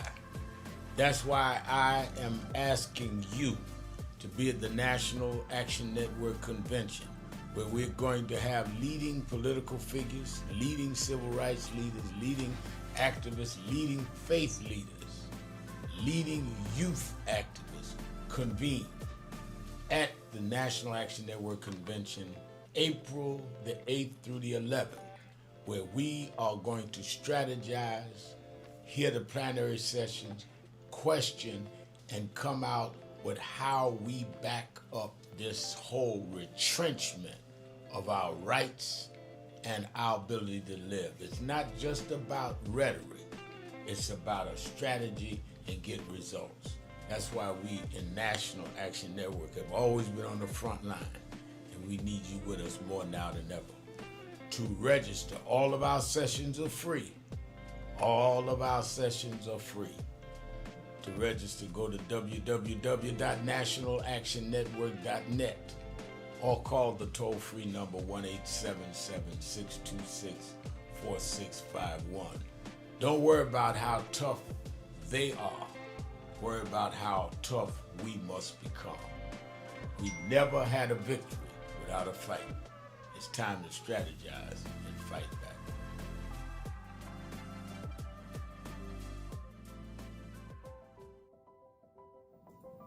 Hi, it's Reverend Al Sharpton, President and founder of National Action Network. We are at the very end of 2025, and I want to first say that I want to thank all of the officers, chapter leaders, regional directors, national staff, and certainly National Board of National Action Network for a solid and absolutely incredible year in 2025. Despite the fact that we are under assault, voting rights, diversity, equity, and inclusion, the battles globally where we're seeing Nigeria and Venezuela attacked, and on and on and on. We have been steadfast as an activist organization in the tradition of Dr. King. We started the year with a national call that thousands responded to, and we were in Washington on our side of town. Wow. Keeping it real. I'm your host, Reverend Al Sharpton, and we're back. 1-877-532-5797, 1-877-532-5797, or you can go to the message board and send a message. Don't forget Politics Nation with Al Sharpton every Saturday and Sunday at 5 p.m. Eastern Time. And as we did this weekend, we bring you the people in the thick of these debates and arguments, members of the Senate and the Congress, and the Secretary of State I had of Nevada, because I want the real deal and give you the real deal of what we're dealing with and what we need to do about it. Don't forget every Saturday mornings, come to the Saturday Action Rally if you're in the New York or vicinity area in Harlem. And we are still at the Mother Emmy Zion Church as we're in transition, moving into our building. We are a few weeks away. And it is on 137th between Lenox and 7th Avenues in Harlem. And you can be there every Saturday. I'm there every Saturday at a Good Rally Saturday. And then, of course, our convention, National Action Network's convention, 35 years, starts on April the 8th through the 11th. And we have already named several of the governors and senators, Dr. Michael Eric Dyson, some of our scholars, our leading businessmen, across-the-board entertainers will be there, all free. You can go to nationalactionnetwork.net and get a listing of the preliminary list. We haven't put everybody out yet. And again, I'm grateful. I met with the foreign minister here at NAN, this one from Ghana, going tomorrow with the president of Ghana to the UN, where we'll speak about their passing on Wednesday. They think they had the votes, a reparative demand, reparations for the African slave trade. Now let me, and you that are watching live stream, that's a picture of the foreign minister and the envoy to the Caribbean from Ghana, the foreign minister from Ghana. That's here in my office this morning presenting me with a seal. I saw something on media, I want to pull this up, from a HXYCDS. Says, wake up, black folks, don't let this sellout play you. Sharpton is an agent for the Demo-Rat Party. And going to the second part of what he said, And it says, we also know that you tried to get some, I won't mention the person's name because I never heard of him, off social media because he's telling the truth with receipts. I don't even know who you're talking about, so I don't, and nor do I care who's on social media. And then he says, the old civil rights people are dying out. It's a new day, and y'all need to step aside and be quiet. Now, the reason I read that, and some of the people responded to it, don't even waste your time. First of all, I have supported Democrats when I felt the Democrats were right, and I fought for them, or fought against them, whether it was Mario Cuomo and Howard Beach, or whether it was all the way now when I questioned Fetterman. So you ain't got no great revelation. I do not apologize for saying the Republican Party in my lifetime has not been in our interest. That's one. Secondly, you show your weakness when you say that the old guard is just, you're celebrating that people are dying. You're celebrating that black people that fought for us, like Reverend Jackson, like John Lewis, are dying. And you want those of us that are not dead yet to step aside. Step aside for what? If you are doing something, nobody's stopping you from doing what you're doing. I'm not in your way. Ain't nobody else in your way. Because your way is to be disruptive and duplicitous. Nobody got to knock somebody off of social media, whoever you talking about. We have an organization, 135 cities. I have a radio show and TV show. What do I care about somebody on social media? And I'm saying this not only for him, because he's probably either confused or some kind of, right-wing manipulated person, whatever he is. But I'm saying that so people don't get tricked. Think about what you saying. When nobody stepped aside for me. I organized. I learned from my elders and organized my own organization and organized my radio and TV show. If somebody got to step aside for you, that means you have no following and you are not really doing nothing. And the reason I wanted to bring it up is people get confused. There has never been somebody having to step aside for somebody. And I think that this is a trick, Antoine, that they play on a lot of young people. And you are one of the young dynamos coming. You're working mentored by Congressman Clyburn. You're not up there asking him to step aside. You appreciate his work, and you're doing what you want to do. And I think that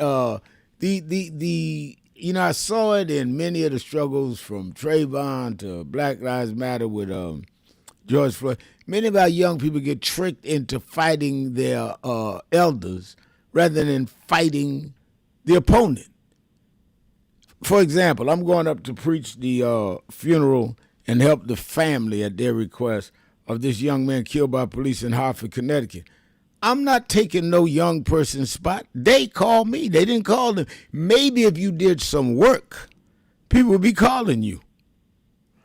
And I think that people need to stop letting them play the game. I ain't with a woman out front. I ain't with LGBTQ. I ain't with the old guy. All of this cooning for who?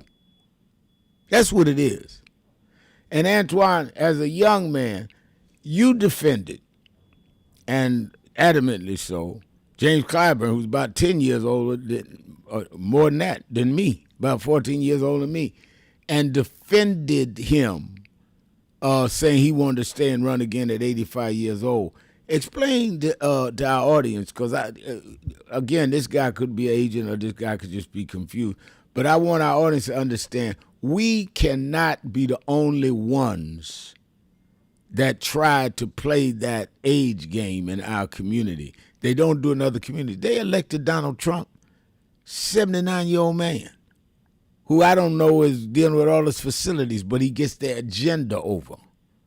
They keep Republicans in the White House and in the Congress and the Senate till they can hardly walk down the block because they serve their interests. Ignorance tries to separate us by age or by gender or orientation. Antoine? Well, Reb, the youth walks faster, but the elders know the way. The elders know the way. That old African American proverb we learned growing up in the church. In fact, that was a Floyd Flake Yeah, that's right. proverb that I learned from the great Floyd Flake. Right. And I would just say that, Reb, it is so easily to be angry than it is informed. And what some people know in our country about our community is that divide and conquer has always been a strategy. There's always been this idea if we can pick off one or two, then we can get through. And that age-old strategy continues to be today. We've seen it in the past 2 presidential elections when they tried to pit black men against black women as if we both don't ride together. And now, in this hypersensitive political environment, they figured out if they can pit young versus not so young anymore, then they can keep us divided, and divided we will fall. And I think that's where we have to pull ourselves back and recalibrate ourselves. Look, if it wasn't for Jim Clyburn, there would be no Hakeem Jeffries. If it wasn't for Jim Clyburn and Bennett Thompson, there would be no Joe Neguse. If it wasn't for Maxine Waters, there would not have been a Joyce Beatty. If it wasn't for a Joyce Beatty, there would not have been a Chantel Brown. And so, Red, we've got to be clear about how we stand on the shoulders of these folks. And the worst thing you can do, as my dad used to say before he passed away, is get behind the car when you get behind the wheel of a car if you're not ready to drive. We need Jim Clyburn and Hakeem Jeffries to stand together when he becomes a speaker in November. Why? Because we've never been in turbulent times like this, and there will be a learning opportunity for both of them. We need Maxine Waters to chair the Financial Services Committee at 87 years old. Right. We need Greg Meeks. We need these things. We need the young and the not so young anymore. We need Al Sharpton and we need Antoine Seawright, because the more Antoine Seawright can learn from Al Sharpton, the more Antoine Seawright can be effective for his community. While Al Sharpton revs in the fact that he prepared Antoine Seawright to be what Al Sharpton and to learn from the mistakes that Al Sharpton perhaps made. And I think that's where my generation got to get it right. I'm not interested in pulling or pushing anybody away, because the more I learn, the better off I am. And I think that has to be a generational decision for some of my generation. Well, and it as it was, first of all, your generation, the generation behind you, are not the first folks young. We always young. And we had to do the same thing. We wanted to be to rush to being in leadership positions, but you got to have a following to be a leader. You can't be a leader and nobody following you, and you cannot build something if you do not know what to build. National Action Network, we founded. We had less than $200, and now we built it. I don't take government, state, city, or federal money. I don't care who's in office, who I might have helped put in office. I don't want public money, because when like the young man's family in Connecticut called me, I want to go, I ain't got to check with nobody. I raise our money, black businessmen at our conventions and all of that. Now, but I learned how to build an organization by studying under Jesse, studying under Mrs. King.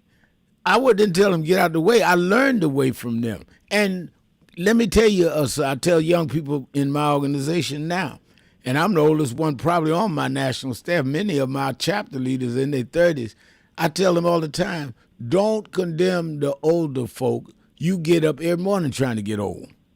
You don't believe it, try missing a day. Every morning you get up, you're trying to get older. So stop this nonsense, and let's learn and fight this stuff together. Let's go to go ahead. And Rev, can I say very quickly that celebrity does not mean influence, or trying to reach celebrity status, a blue check mark does not mean influence.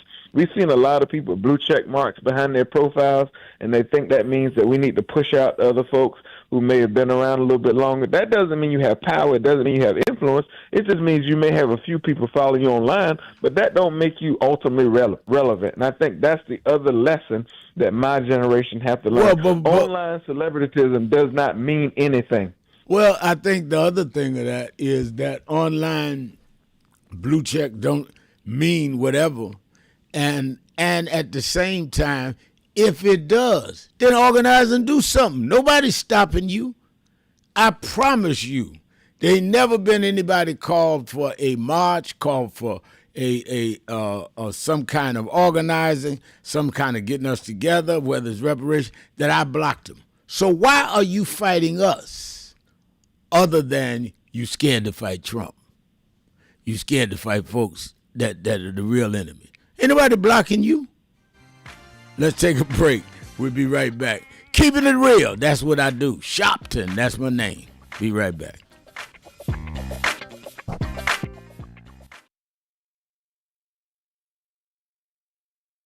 That I want to end. He talked about the dry bones in the valley. I'll tell you that. The only reason that the wind could blow life into the bones is because at some point they had to be connected. If the wind had blown into a disconnected body, it still wouldn't have worked. So before he prophesied to the wind, they had to first get the foot bone to connect to the ankle bone, and the ankle bone to the calf bone, and to the knee bone, and the knee bone to the thigh bone. If we are to prophesy to the wind, we must first connect this body. We must connect Eddie Long to Farrakhan and Cornel West to Elders and Lowry to Sharpton. If we can connect this body, then God will blow the breath of life into our community.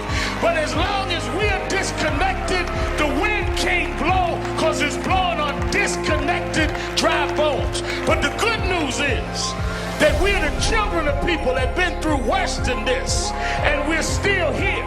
So even though I get despondent, I don't ever get depressed, because I want the world to know you won't beat us, because we're the children of those that took the worst form of slavery and brutality that ever lived, that ever existed. Our parents survived the Middle Passage.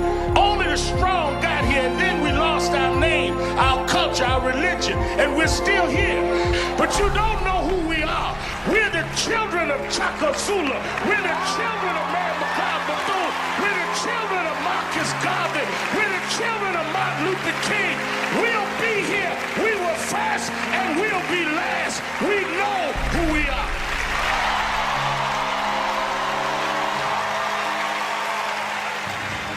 That is extremely important about the funding. But I also want to add how they're changing what can be taught. You have states outright saying you can't teach Black history, and you can't teach certain other histories, and the curriculum. You have this administration that is literally taking out exhibits from the Smithsonian. So we have not only an education problem in terms of resources, we have an education problem in terms of curriculum and what people are being taught. So I have one grandchild, 6-year-old. When he gets to high school, it may be just against the law for him to learn about certain parts of American history, which includes Black. We want to talk about slavery. We want to talk about the good side of America. Well, what does that mean? That's not history. Everything was not good. And I think that that is the threat that we've got to fight, which is why we've got to fight with the courts and the streets, because they are literally changing the textbooks as we go. As they do that, they change the opportunities, because then the fight against affirmative action is not having access to these institutions and telling these institutions, this whole fight around DEI, which they did, started in Harvard with a Black woman president. Started with them saying you can't teach diversity in an Ivy League school like Harvard. It didn't start in Little Rock at the high school. This fight, this time, was Harvard. And they went from there on. And I think that we've got to have the same resistance. If they could fight in the 50s, that ACP would defense fund together and deal with the question from Little Rock in terms of desegregation, then we that are far more educated, far more economically secure personally, have no excuse in the age of what they did in Harvard not to be standing up back in this.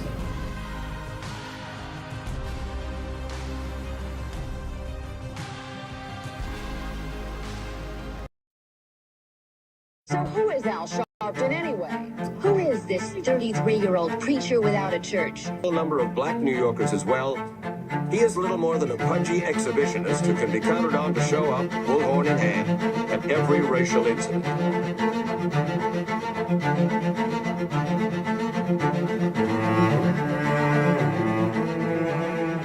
I often quote Mark Twain saying, the two most important moments in life is the moment you are born and the moment you find out why you were born. I had a very troubling conversation the other day that prompted me to do this little video. Young man that I've known a while came to me, and he was crushed. I mean, really crushed, because people were criticizing his work. He's in the ministry, but he's also an actor. And he said he couldn't understand why people were jumping all over, criticizing him, trying to find scandalous and derogatory things about him. And I told him, I said, you know, you very young.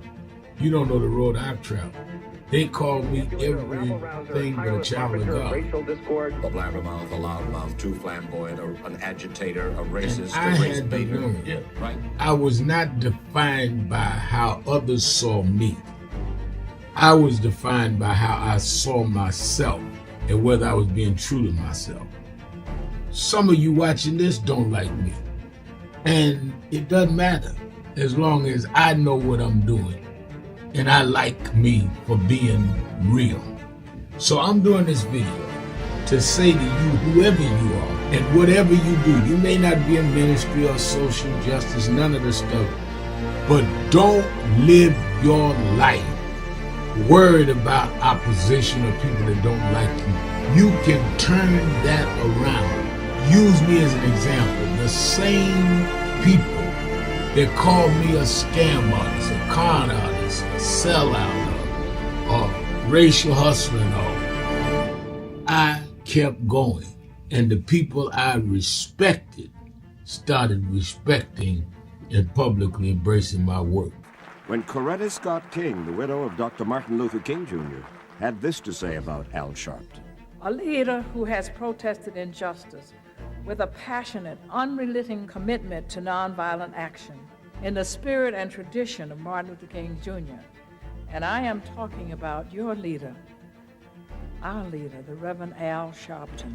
The other thing that hasn't changed is the National Action Network's commitment to fight injustice and inequality here in New York City and across America. And that's not only a testament to Reverend Sharpton, it's a testament to all of you who are here tonight. First and foremost, to Reverend Sharpton. I saw him when he first came on the scene, and I have marveled at his tenacity, at the development of his intellect, and his devotion to our movement, and much he has contributed to the world we are experiencing. I am honored, and I must say that when I had my debate with Dr. King on the issue of the church and religion, he didn't warn me that after his departure, his space would be filled by another preacher, and that preacher would be Al Sharpton. All you want in life is people that matter to you to say you did all right. And more important, that you can look in the mirror and say you did all right. Thank you, Rev. Thanks for that introduction. Look, we've known each other for a long time. I'm grateful not only for your leadership and partnership, but quite frankly, more importantly, for your friendship. And thanks to all of you, members of our nation's most important civil rights organization. You have been, over all of your years, such an extraordinary leader. You are a voice of truth, a voice of conscience, a voice of practicality around what we must address and what we can do. And I thank you so much for your friendship. I remember that most of the youth around Al's age, he was about 12, wanted to be like Connie Hawkins, a great basketball player, legend, or Earl the Pearl, or Clyde Frazier. Al wanted to be like Adam Powell, a powerful preacher with a social justice gospel. He was very close to, at that time, to Reverend William Augustus Jones, powerful preacher and social justice advocate, and Reverend Gardner Taylor State right down the street, and Bishop Washington, whose church he came from, and Reverend Sandy Ray. He wanted to be like these giant preachers. He wanted them to have the edge, however, of the King's social justice dimension. He wanted to be like them, now he's one of them. Perhaps taller than most of them because of the risks he has taken and the reward God has given him with his gift. I remember so well that I first escorted him to jail. He was around 13 years old, with the jail fighting the ANP. He was in the lineage of our struggle. He grew up in it. We didn't just see him on TV one night. He didn't happen. He came bottom up, not top down.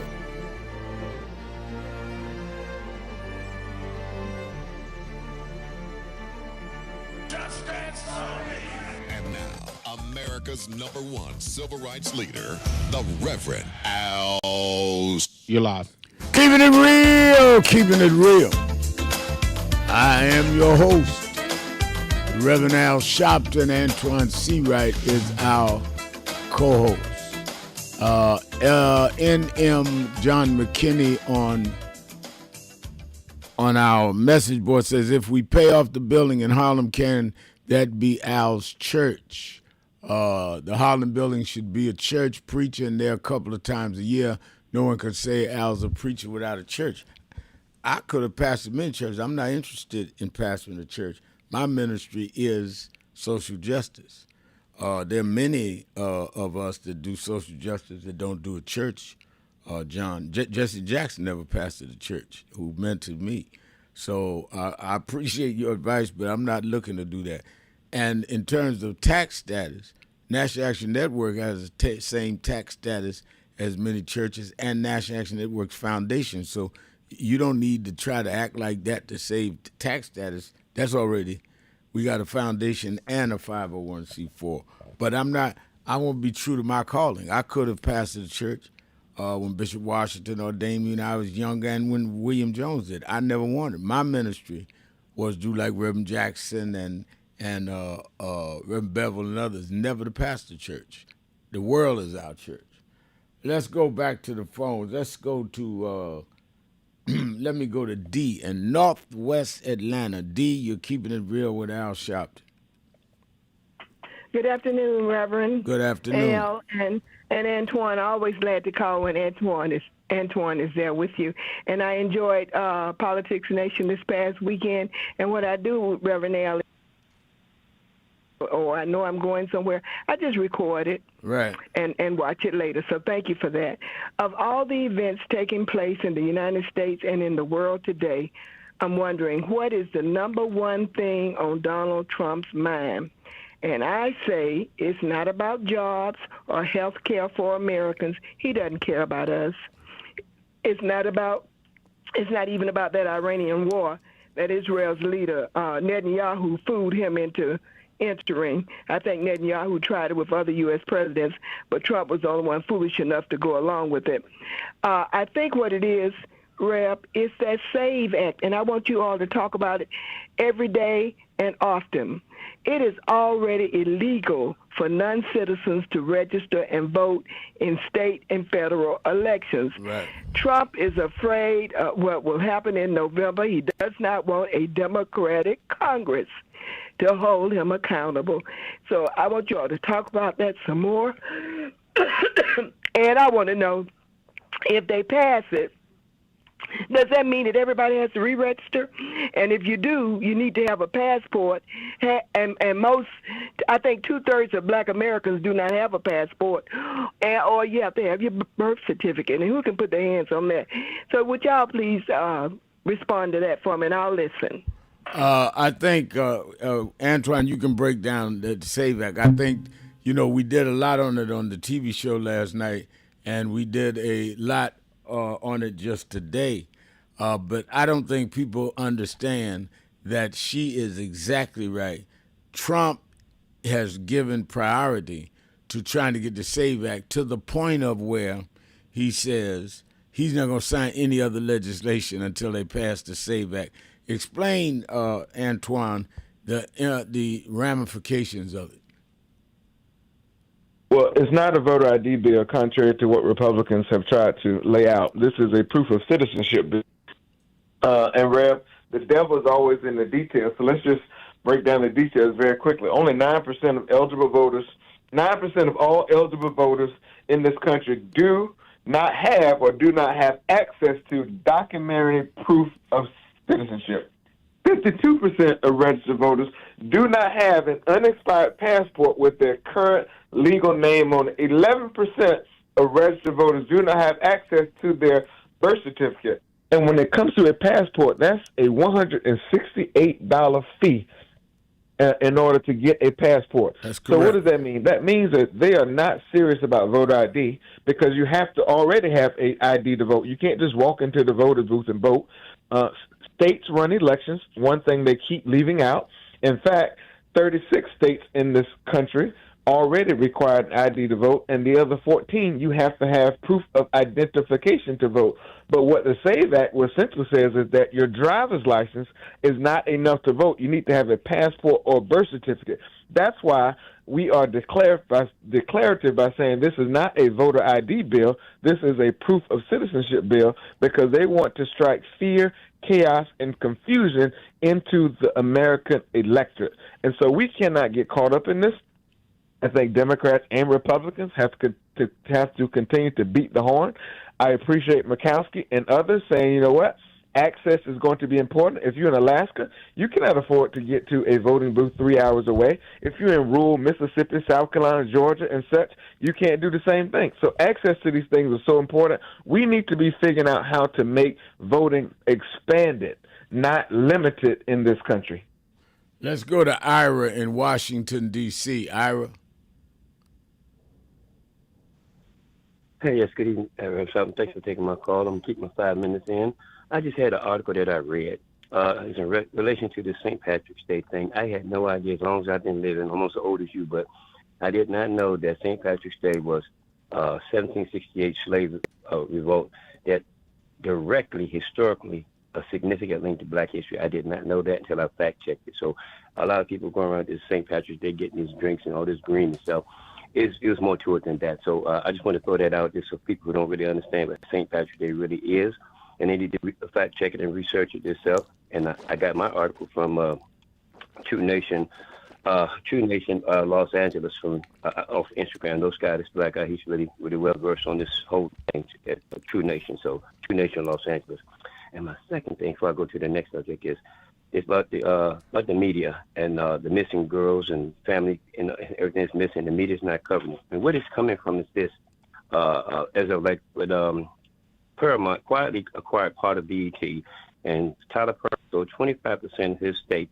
And what they did was, after they got all of that, they shut it down immediately, and that was due to the control. They want to control the narrative in the media for Donald Skunk. That's what they're trying to do. They want to make sure every news that come out is Donald Skunk related. So that means whatever they say goes. If you don't have enough sense to know the sky's falling, you don't have an idea that it's falling.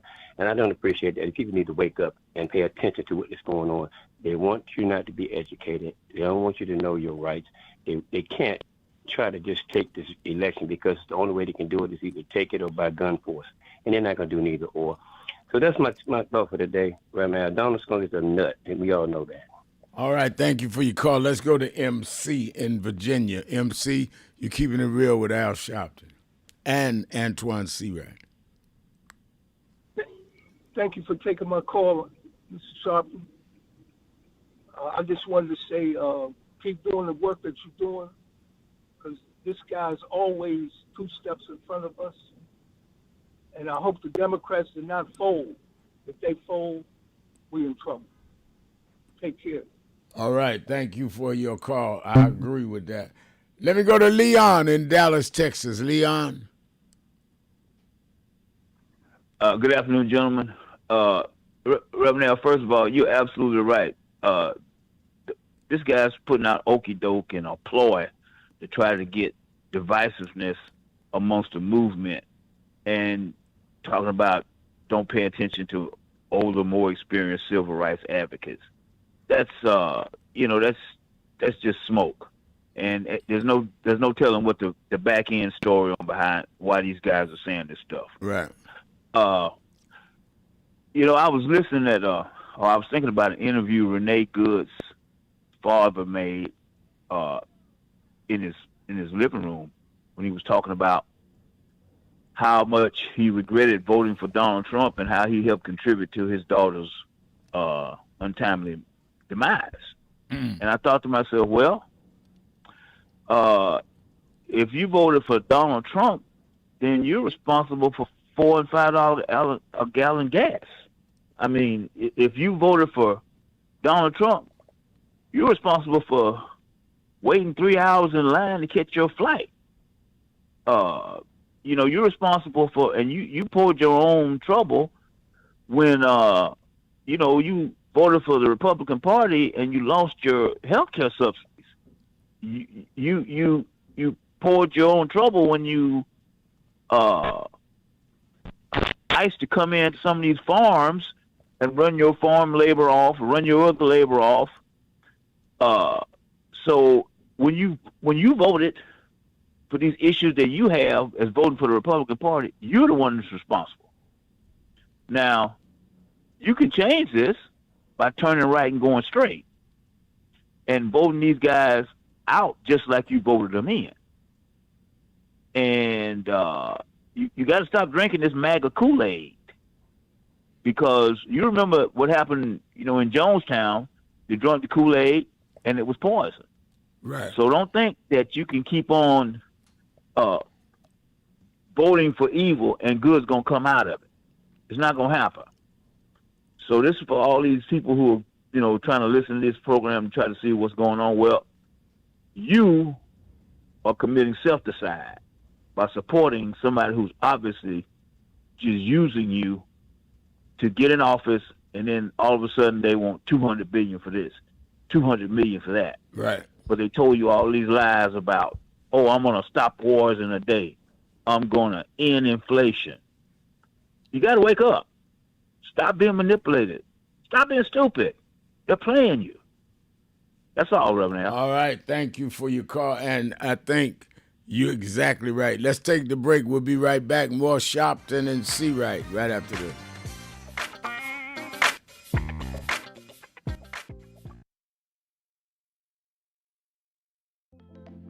National Action Network.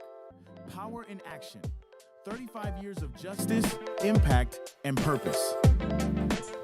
Wow. This is the Saturday after I had done 90 days in federal jail for leading a protest in Vieques, Puerto Rico.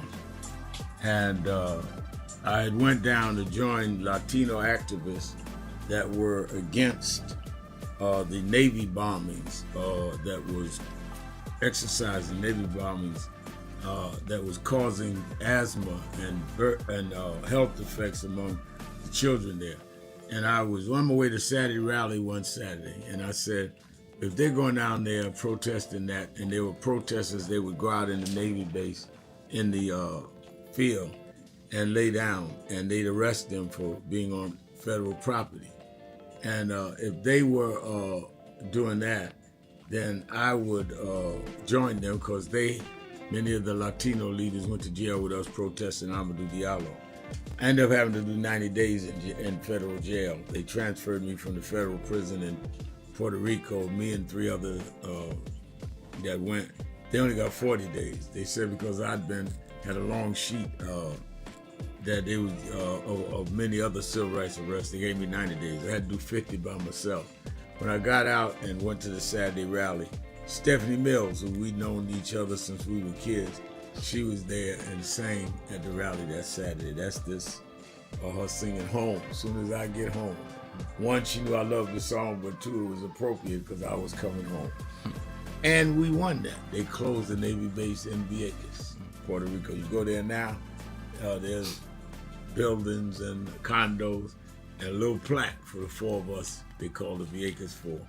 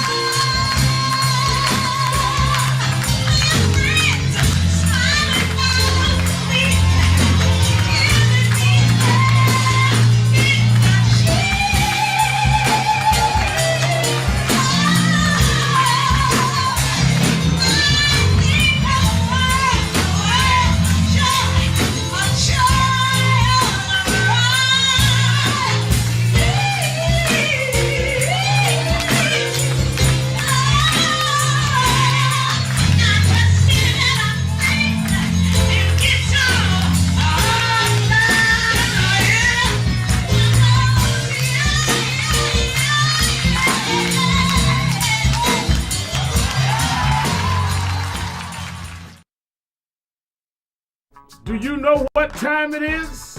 It's Al Sharpton time. It's time to put aside all pretenses, deception, denial, or fronting. The time has come to keep it real on Keeping It Real with Reverend Al Sharpton. You need to keep it real with Reverend Al Sharpton right here on Uber TV. Reverend Al Sharpton, and we're back.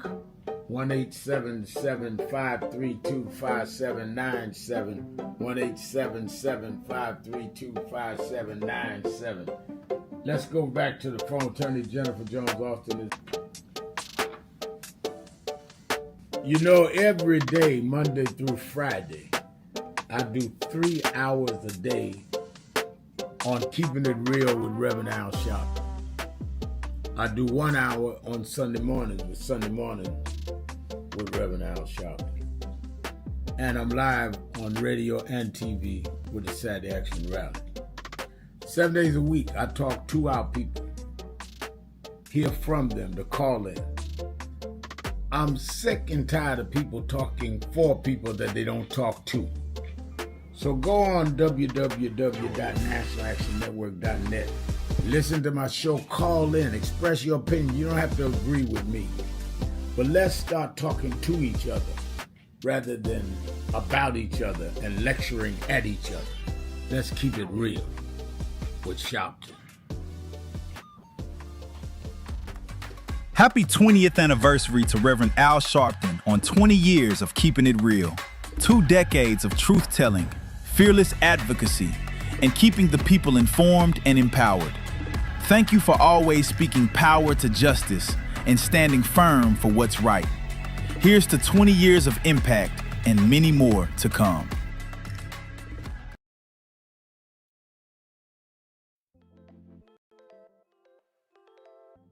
Hi, this is Reverend Al Sharpton. We are in critical times. Healthcare premiums are going up, oil and gas going up, all kinds of things that are costing us what we are comfortable to or what we were getting by. That's why I am asking you to be at the National Action Network Convention, where we're going to have leading political figures, leading civil rights leaders, leading activists, leading faith leaders, leading youth activists convene at the National Action Network Convention, April the 8th through the 11th, where we are going to strategize, hear the plenary sessions, question, and come out with how we back up this whole retrenchment of our rights and our ability to live. It's not just about rhetoric, it's about a strategy and get results. That's why we in National Action Network have always been on the front line, and we need you with us more now than ever. To register, all of our sessions are free. All of our sessions are free. To register, go to www.nationalactionnetwork.net or call the toll-free number 1-877-626-4651. Don't worry about how tough they are. Worry about how tough we must become. We never had a victory without a fight. It's time to strategize and fight back.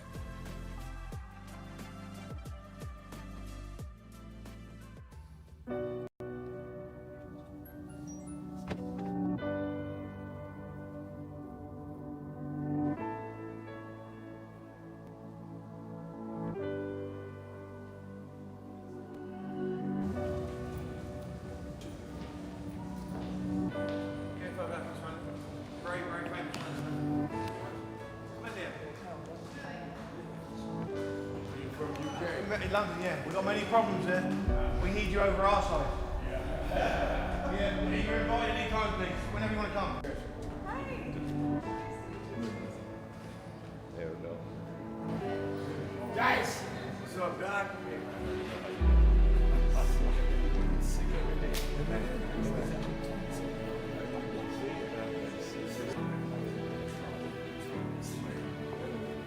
So we are in not a political dilemma, we are in a moral dilemma. And if the black church does not come with a prophetic voice, then who's going to do it? We can go through all the data, all the statistics, all we're going through in the workshops, but the question is, where is the action going to be? We all believe in Jesus. Jesus didn't teach theology, he healed people. And they learned the nature of the theology based on his healing. We've got to heal this nation. And if we heal this nation, the nation will return to our churches. But we've become silent and compromised. And we try to blame it on, I'm not in this. You are in this. You live it, your members live it. Unemployment now is higher now than it's been since the pandemic. Yet we survive. Yes, sir. There's no history in the world of any people that went through the kind of psychological, cultural, and physical slavery like blacks did in America. You're lying. The only reason keeping it real, keeping it real. I'm your host, Reverend Al Sharpton, and we're back. Antoine Seawright is our co-host. Brian Goldberg says on our message board, I do not want to see J.D. Vance become president, vice, I guess he's saying VP. It says VD Harris is no match against him either. Wake up, people. Find better Democrats. Well, I don't know. First of all, appreciate your message, but let me answer that one. I think that the record will show that Kamala Harris got more votes than any candidate for president in the history of the country other than Trump. She got more votes than Biden got, than Obama got, and all that. So I don't know if that's true. And I do not know that J.D. Vance will get the same vote if he is the Republican candidate. I don't know that he will be, but if he is, that Donald Trump got. Because Donald Trump built like a cult following.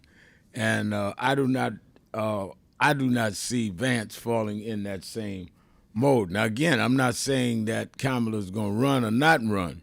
But if you're going by the numbers, she got more votes than any Democrat in the history of the country or Republican other than Trump. That's the facts. Antoine? Well, Rev, I think that's right. And what I also would say to anybody, with all due respect to the poster, is that we've got to focus on the election in front of us before we even think about 2028. I say a different way than you, Reverend. I say 2026 is our fix. You say no tricks in 2026. And we've got to focus on the elections that are directly in front of us, not those are deep in front of us. And I will say to everyone who's listening, not just that poster, is that if we lose sight of 2026, we may not have a 2028. And that's why 2026 is so important. And Rab, on a different note, I got a message on my phone just now. I want to thank all those TSA workers who are listening to this program today. Got the message that you all are listening, and certainly appreciate the dialogue we're having about this unnecessary government shutdown sponsored by your neighborhood and national Republican Party. We are in the fight for you. We want to fund the government. Democrats want to fund the government. 7 times bills have been introduced to do so. The Republicans just don't want to fund the government. In fact, in Project 2025, they talked about privatizing TSA. So it's no secret that they are not focused on trying to open up the government. And what's so sad about that, Reverend Al, is that you're going to have ICE agents being paid currently to stand behind TSA workers who are volunteering to be on the job. What a time to be alive. Yeah, and I had the head of the union of government workers on the show on Saturday night, and he's really fighting for the TSA workers and other workers. And I'm glad that they're listening, and I'm glad they watched the TV show. Let's go to Shirley in Atlanta, Georgia. Shirley? Hello? Yes, you're on the air. Thank you for all that you do. I have a couple of things to comment on. I'm going to comment on Netanyahu being not being so smart and was talking to this war. I don't believe so. I believe that Netanyahu and Trump planned this war together. We need to stop treating Trump like he's an idiot. He's not an idiot. He knows what he's doing. He knows what he's doing, and him and Netanyahu planned this war together. That's one thing I want to comment on. And then Russia is really taking a bigger part in that war, too. So things should get, they drop, I think you dropped like 12 bombs. Did you hear about that? I think you dropped like 12 bombs on Iran today, this morning.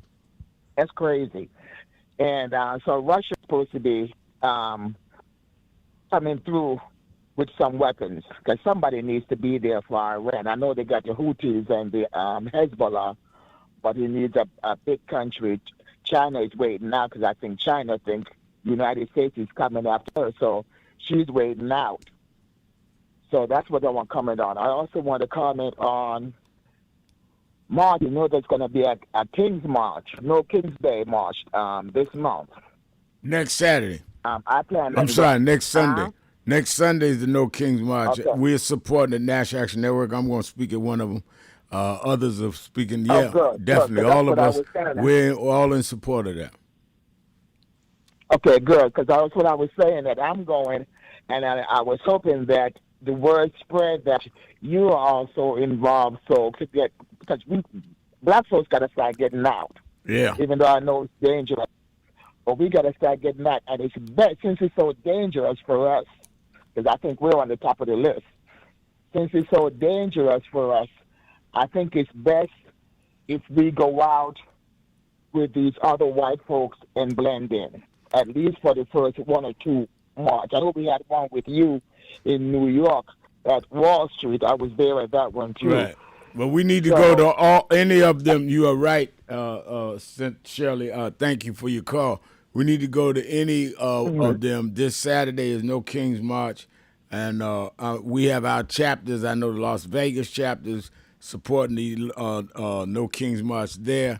Many of our chapters around the country of National Action Network. Because I said, because we need close to 20. Excuse me. We need close to 20 million to overthrow the government. We need to have everybody there. But I'm doing the one in Manhattan. We're going right from the rally, and I'm going down there from our Saturday morning rally. Thank you for your call. Let me say this: when we are organizing, one of the things that I think, and I tell the young people in NAN this, is you first have to decide what is your objective. If it's around a campaign, a political campaign, your objective is to get your candidate in. If it's around changing a law, your objective is to be able to put enough pressure on the legislature. If your objective is to make sure that you get business contracts for people that are neglecting our community, you do that. Your strategy must fit your objective. Now, when you can find out people just running their mouth and just selling wolf tickets or criticizing and don't have an objective, those are the people that are confusion agents or really don't know what they're doing. Because the way we were able to do things in the past, and like right now, I was talking to some people after Saturday Action Rally. We went from not being able to get policemen investigated to being able to put policemen in jail in Minneapolis. The guys that killed George Floyd is in jail this morning, and other cases. And more, and I won't say more important, just as important, we were able to get Obama to do the whole policing reform commission, which then made law to put cameras on policemen. They didn't have cameras on policemen before that. We changed the laws on racial profiling. Racial profiling laws against the law in 30-some-odd states based on what we're doing. A lot of people don't understand noise without objectives is just being reckless. You use your noise to try and push people somewhere and somewhere. Let's take a break. We'll be right back. Keeping it real. Sharpton. Be right back. Time is up. The IRS is in full collection mode.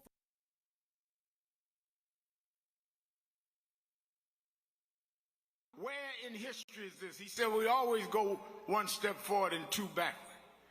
Well, here we are now. The problem is not Trump. The problem is us. We are allowing ourselves to be lowered and our children to feel inferior because you don't have an I am somebody person. You got our artists calling our women bees. Our others calling us niggas. What happened to us? What happened to black and proud? What happened? I'm gonna vote. What happened? Ain't gonna let nobody turn me around. What happened to us?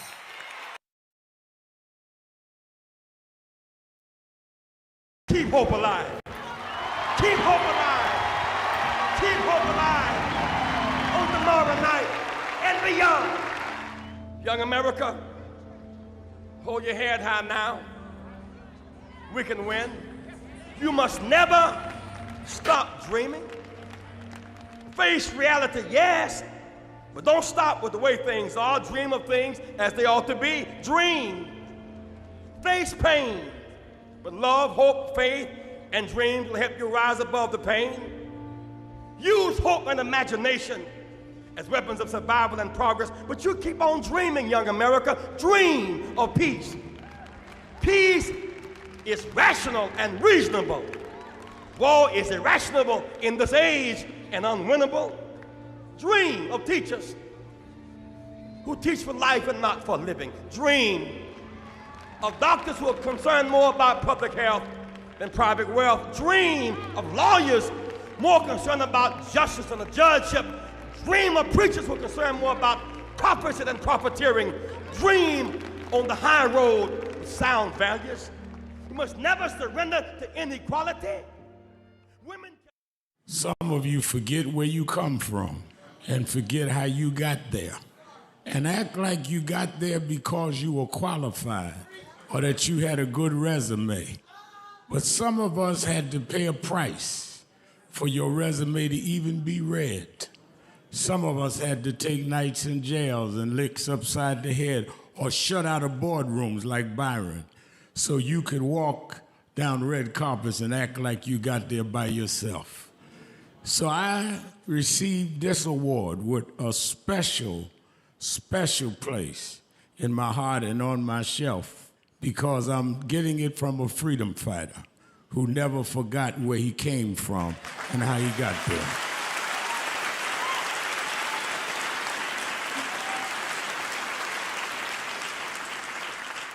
Yes, we've come a long way. We've had now a black president and now a black vice president, but we still can get shot down and have to march to get a case in court. We still can get shut out of boardrooms. We're still doubly unemployed in a good economy. So we're gonna have to keep marching. And I thank not only my family, a mother that raised me by herself, but I thank that lady at the end of the march that knows she won't be on TV that night and knows her name will never be in the paper, but she believed in me enough to get at the end of the line and make me look good. Because Dr. King used to say, if you call a march and no one shows up, you just going for a walk. And I want to thank those that marched with me. 32 years ago, here in Los Angeles, we marched. And then many years later, with George Floyd and others, we're still marching. And I'm gonna keep marching, I'm gonna keep agitating, and I'm gonna keep going.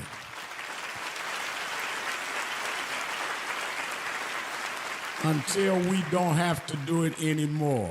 Eddie, known you a long time, Mariah, Chris and your kids. And I promise you this, the only thing that I really live for is I get up with this dream that every bigot, every racist, everyone in this country that hates will say, damn, he's up again.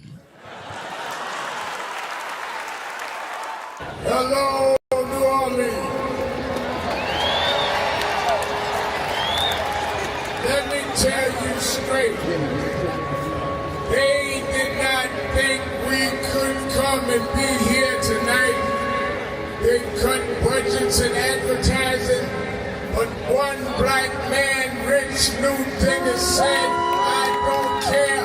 My families come together every 4th of July weekend, and Essence will happen, because that's who we are. Give a big hand to Rich New Dennis for bringing us back.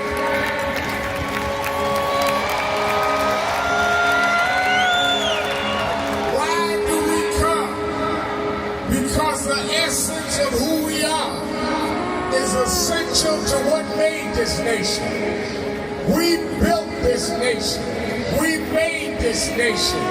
We created the essential dollars that this nation lives off of.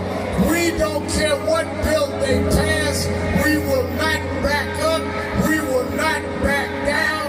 We will not give in. We will not be chased out. We don't care who's in the White House. We will organize our house by house.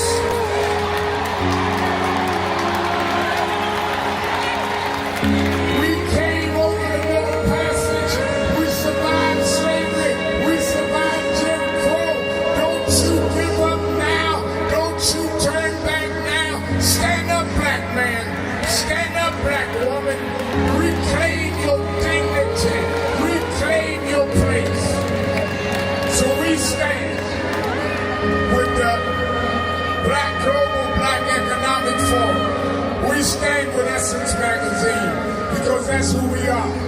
So don't give in now. Yes, it's some rough days, but we've been through rougher days than this. Yes, Trump is a bad dude, but we beat badder dudes than Trump. So let's party with a purpose, because our rhythm and our music reminds us who we are. Because we can smile through You're live. Keeping it real, keeping it real. I'm your host, Reverend Al Sharpton. Antoine Seawright is our co-host.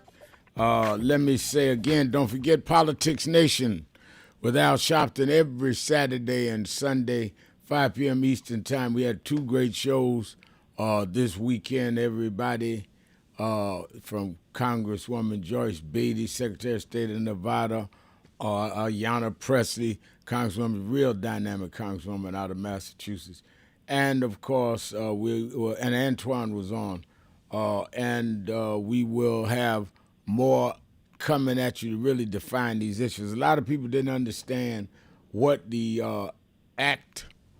America Save Act was until we broke it down and made people come on the record to say and do what needs to be said and done. So watch it 5 p.m. Eastern Time on MS Now, formerly MSNBC. You that are in the tri-state area, meet me or beat me to the Saturday Action Rally at the House of Justice meetings that are now being held temporarily in Harlem. But we're going to stay in Harlem. We're buying a building in Harlem. But the rallies at Mother Amy Zion Church on 137th Street between Lenox and 7th. Historic Church, Frederick Douglass was at that church, spoke at that church. Sojourner Truth was a member of that church, changed her name from a slave name to Sojourner Truth at the altar of that church. C.J. Walker, Madam C.J. Walker, had her funeral at that church. Paul Robeson was a member of that church, and his brother was a pastor. That's why we're glad to be at that church until we move in the next couple of weeks. Now, National Action Network Convention, we posted on our site, nationalactionnetwork.net, the first barrage of speakers. They're not all, not the only ones, but we pointed out the governors from Governor Pritzker of Illinois to Governor Westmore of Maryland to Governor Shapiro of Pennsylvania, Governor Beshear of Kentucky. They've already confirmed, and there'll be more. We have leading businessmen, leading entertainers and athletes that do our workshops and be doing plenary sessions. Scholars led by Dr. Michael Eric Dyson and Dr. Jamal Watson, It goes on and on. 4 days, all of it free. If you can't do every day, do one day.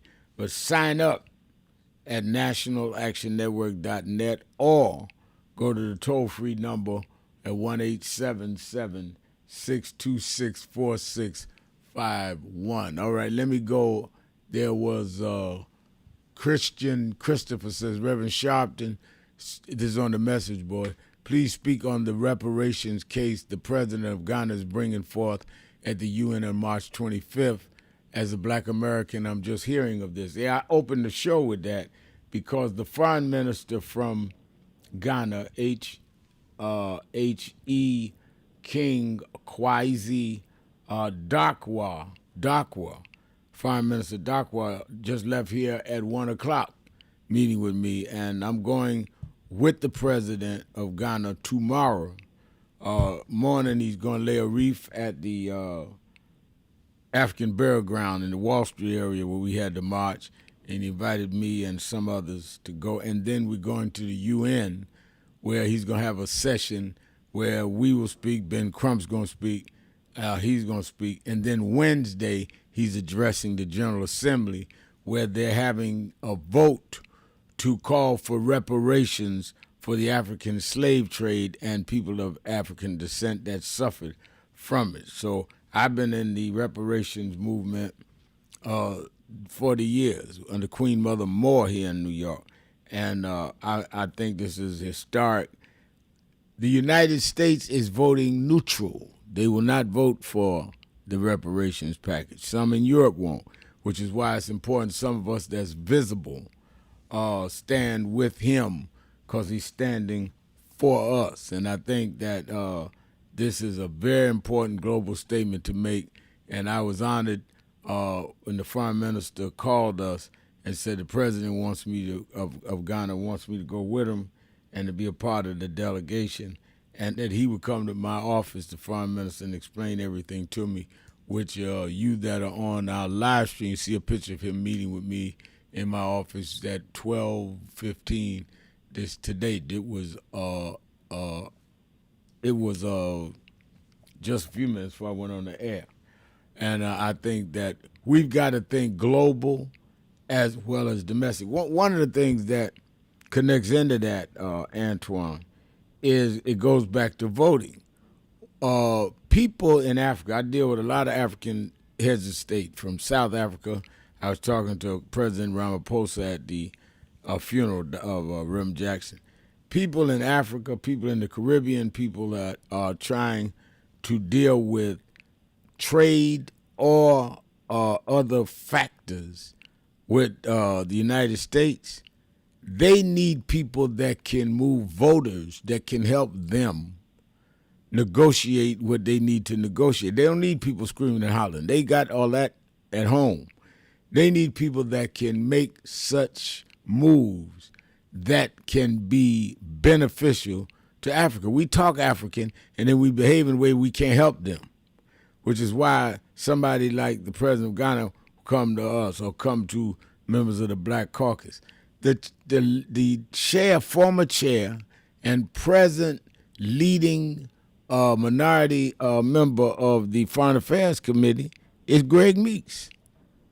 But if Greg Meeks wasn't elected, he could not help them when he was chairman, and he couldn't help them now as he sits as the minority leader of that particular committee. Well, Greg Meeks and I come up together, about half a year older than me, but we come up together, he in Queens, me in Brooklyn, known him since he ran for the Assembly. Paid dues, got seniority, and got in that position, which is why he can go all over the world and help with legislation here and deal with some of the companies, even when you can't get legislation in a hostile administration. These companies dealing in Africa got to respond to a Greg Meeks. But if we're not voting, we don't have a Greg Meeks in that position. And I think that's where it is all connected, Antoine. Well, Rev, you said it right. Representation matter. Reflective representation matter. It's one thing to have a Democrat chair in the committee, but it's another thing to have an African American with direct ties and understanding of our community from a global and local standpoint, not only chairing the committee, but deciding what's important and what's priority to the community. That's why when we say elections matter, they matter on the whole, not just a part of the conversation, but on the whole part of the conversation. Let's go to Marvin in Baltimore, Maryland. Marvin. Hey, Reverend Al Sharpton, how you doing today, man? I'm doing well. How are you? I ain't talked to you in a long time, man. Long time, but I've been wanting to call you. I've just been so busy. But, Reverend Al Sharpton, what I called to ask you, can I impersonate myself like Trump did just for a couple of minutes on your show? And that's all I want to do. Can I do that? Mm-hmm. All right. Look, first of all, I'm Trump. Now, y'all voted for me because y'all knew I was a businessman. Let me tell you the type of business and things that I do. Okay, I'm going to start off with this. I called Yahoo, and I called Iran. And I told them, too, I wanted to start a war. Okay, the war I wanted to start would be like something like this. I want you to tell him how you're going to hit him and where you're going to hit him. And I want you to tell him how you're going to hit your country where you want it. And once we get these two things going and it look like a war, then the first thing we're going to get the American public to side to say, oh, it's a war. It's done really started. And they get scared. Okay, now Trump say, I'm going to step it up a little bit more and make it look like Iran is resistance and they a little bit more stronger than us. Okay, now Iran gets paid a lot of money for their oil. Okay, remember, I'm Trump and I'm a businessman, so I'm getting paid for their oil while this war is going on. And make it look like it's definitely a war, but it's just a joke to me. You know what I'm saying? It's just a real joke. But at the same time, they get paid for the oil, and then the Lions get a chance to sell his electric cars because there's a scare that this is going to be a crisis that's going to last for a while. Now, as we go along, we're going to get, they look like that the United States of America going to take a little hit where they can't fight Iran is great. So we're going to ask for $200 million or $200 trillion, and this $200 trillion will go to me, $100 trillion, and the rest of the other $100 trillion will go to my boys who sided with me and started with me in the very first beginning about this whole situation with me being in the White House. See, you don't understand. I'm a businessman. I make deals, and nobody don't know about it. Once I'm in control of America like I am now, nobody can't do nothing about it. Can't stop it because they don't know where I move. You see what I'm saying? So, I mean, if you want to ask me, I'm going to tell you real quick. I'm going to go back to Marv. I'm me again. I don't know nothing about it, but I got a feeling there's something that's very funny right there at Reverend Shop. You know what I'm telling you, Marvin, thank you for your call. I do not know how the behind-the-scenes plotting was, but I do know. That man, serious, man, he's a businessman. Thank you for your call. I do know that there's something smelly about anything he does. So I cannot at all say that you are far off the mark, because everything Donald Trump does is suspect. And the fact that oil is involved, and before he attacked Iran, he met with the heads of oil companies, and they knew when even intelligence officers didn't know. So there's a whole lot of questions that we don't have the answers to yet. But as we sing in church, we'll understand it better by and by. The problem is how many people are going to be harmed and even killed in the process for something that they were misled into in the first place. That's the problem. And I think that that's what we need to deal with. Let me say, I'm out of time, but I want to ask you quickly, Antoine. Well, there's the music.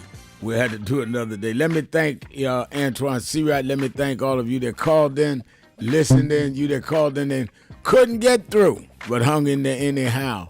Remember, whatever you do, wherever you go, however you feel, tell somebody, tell anybody, tell everybody. Reverend Al told you personally, keep it real. Keep it real. Keep it real. I'll talk to you tomorrow.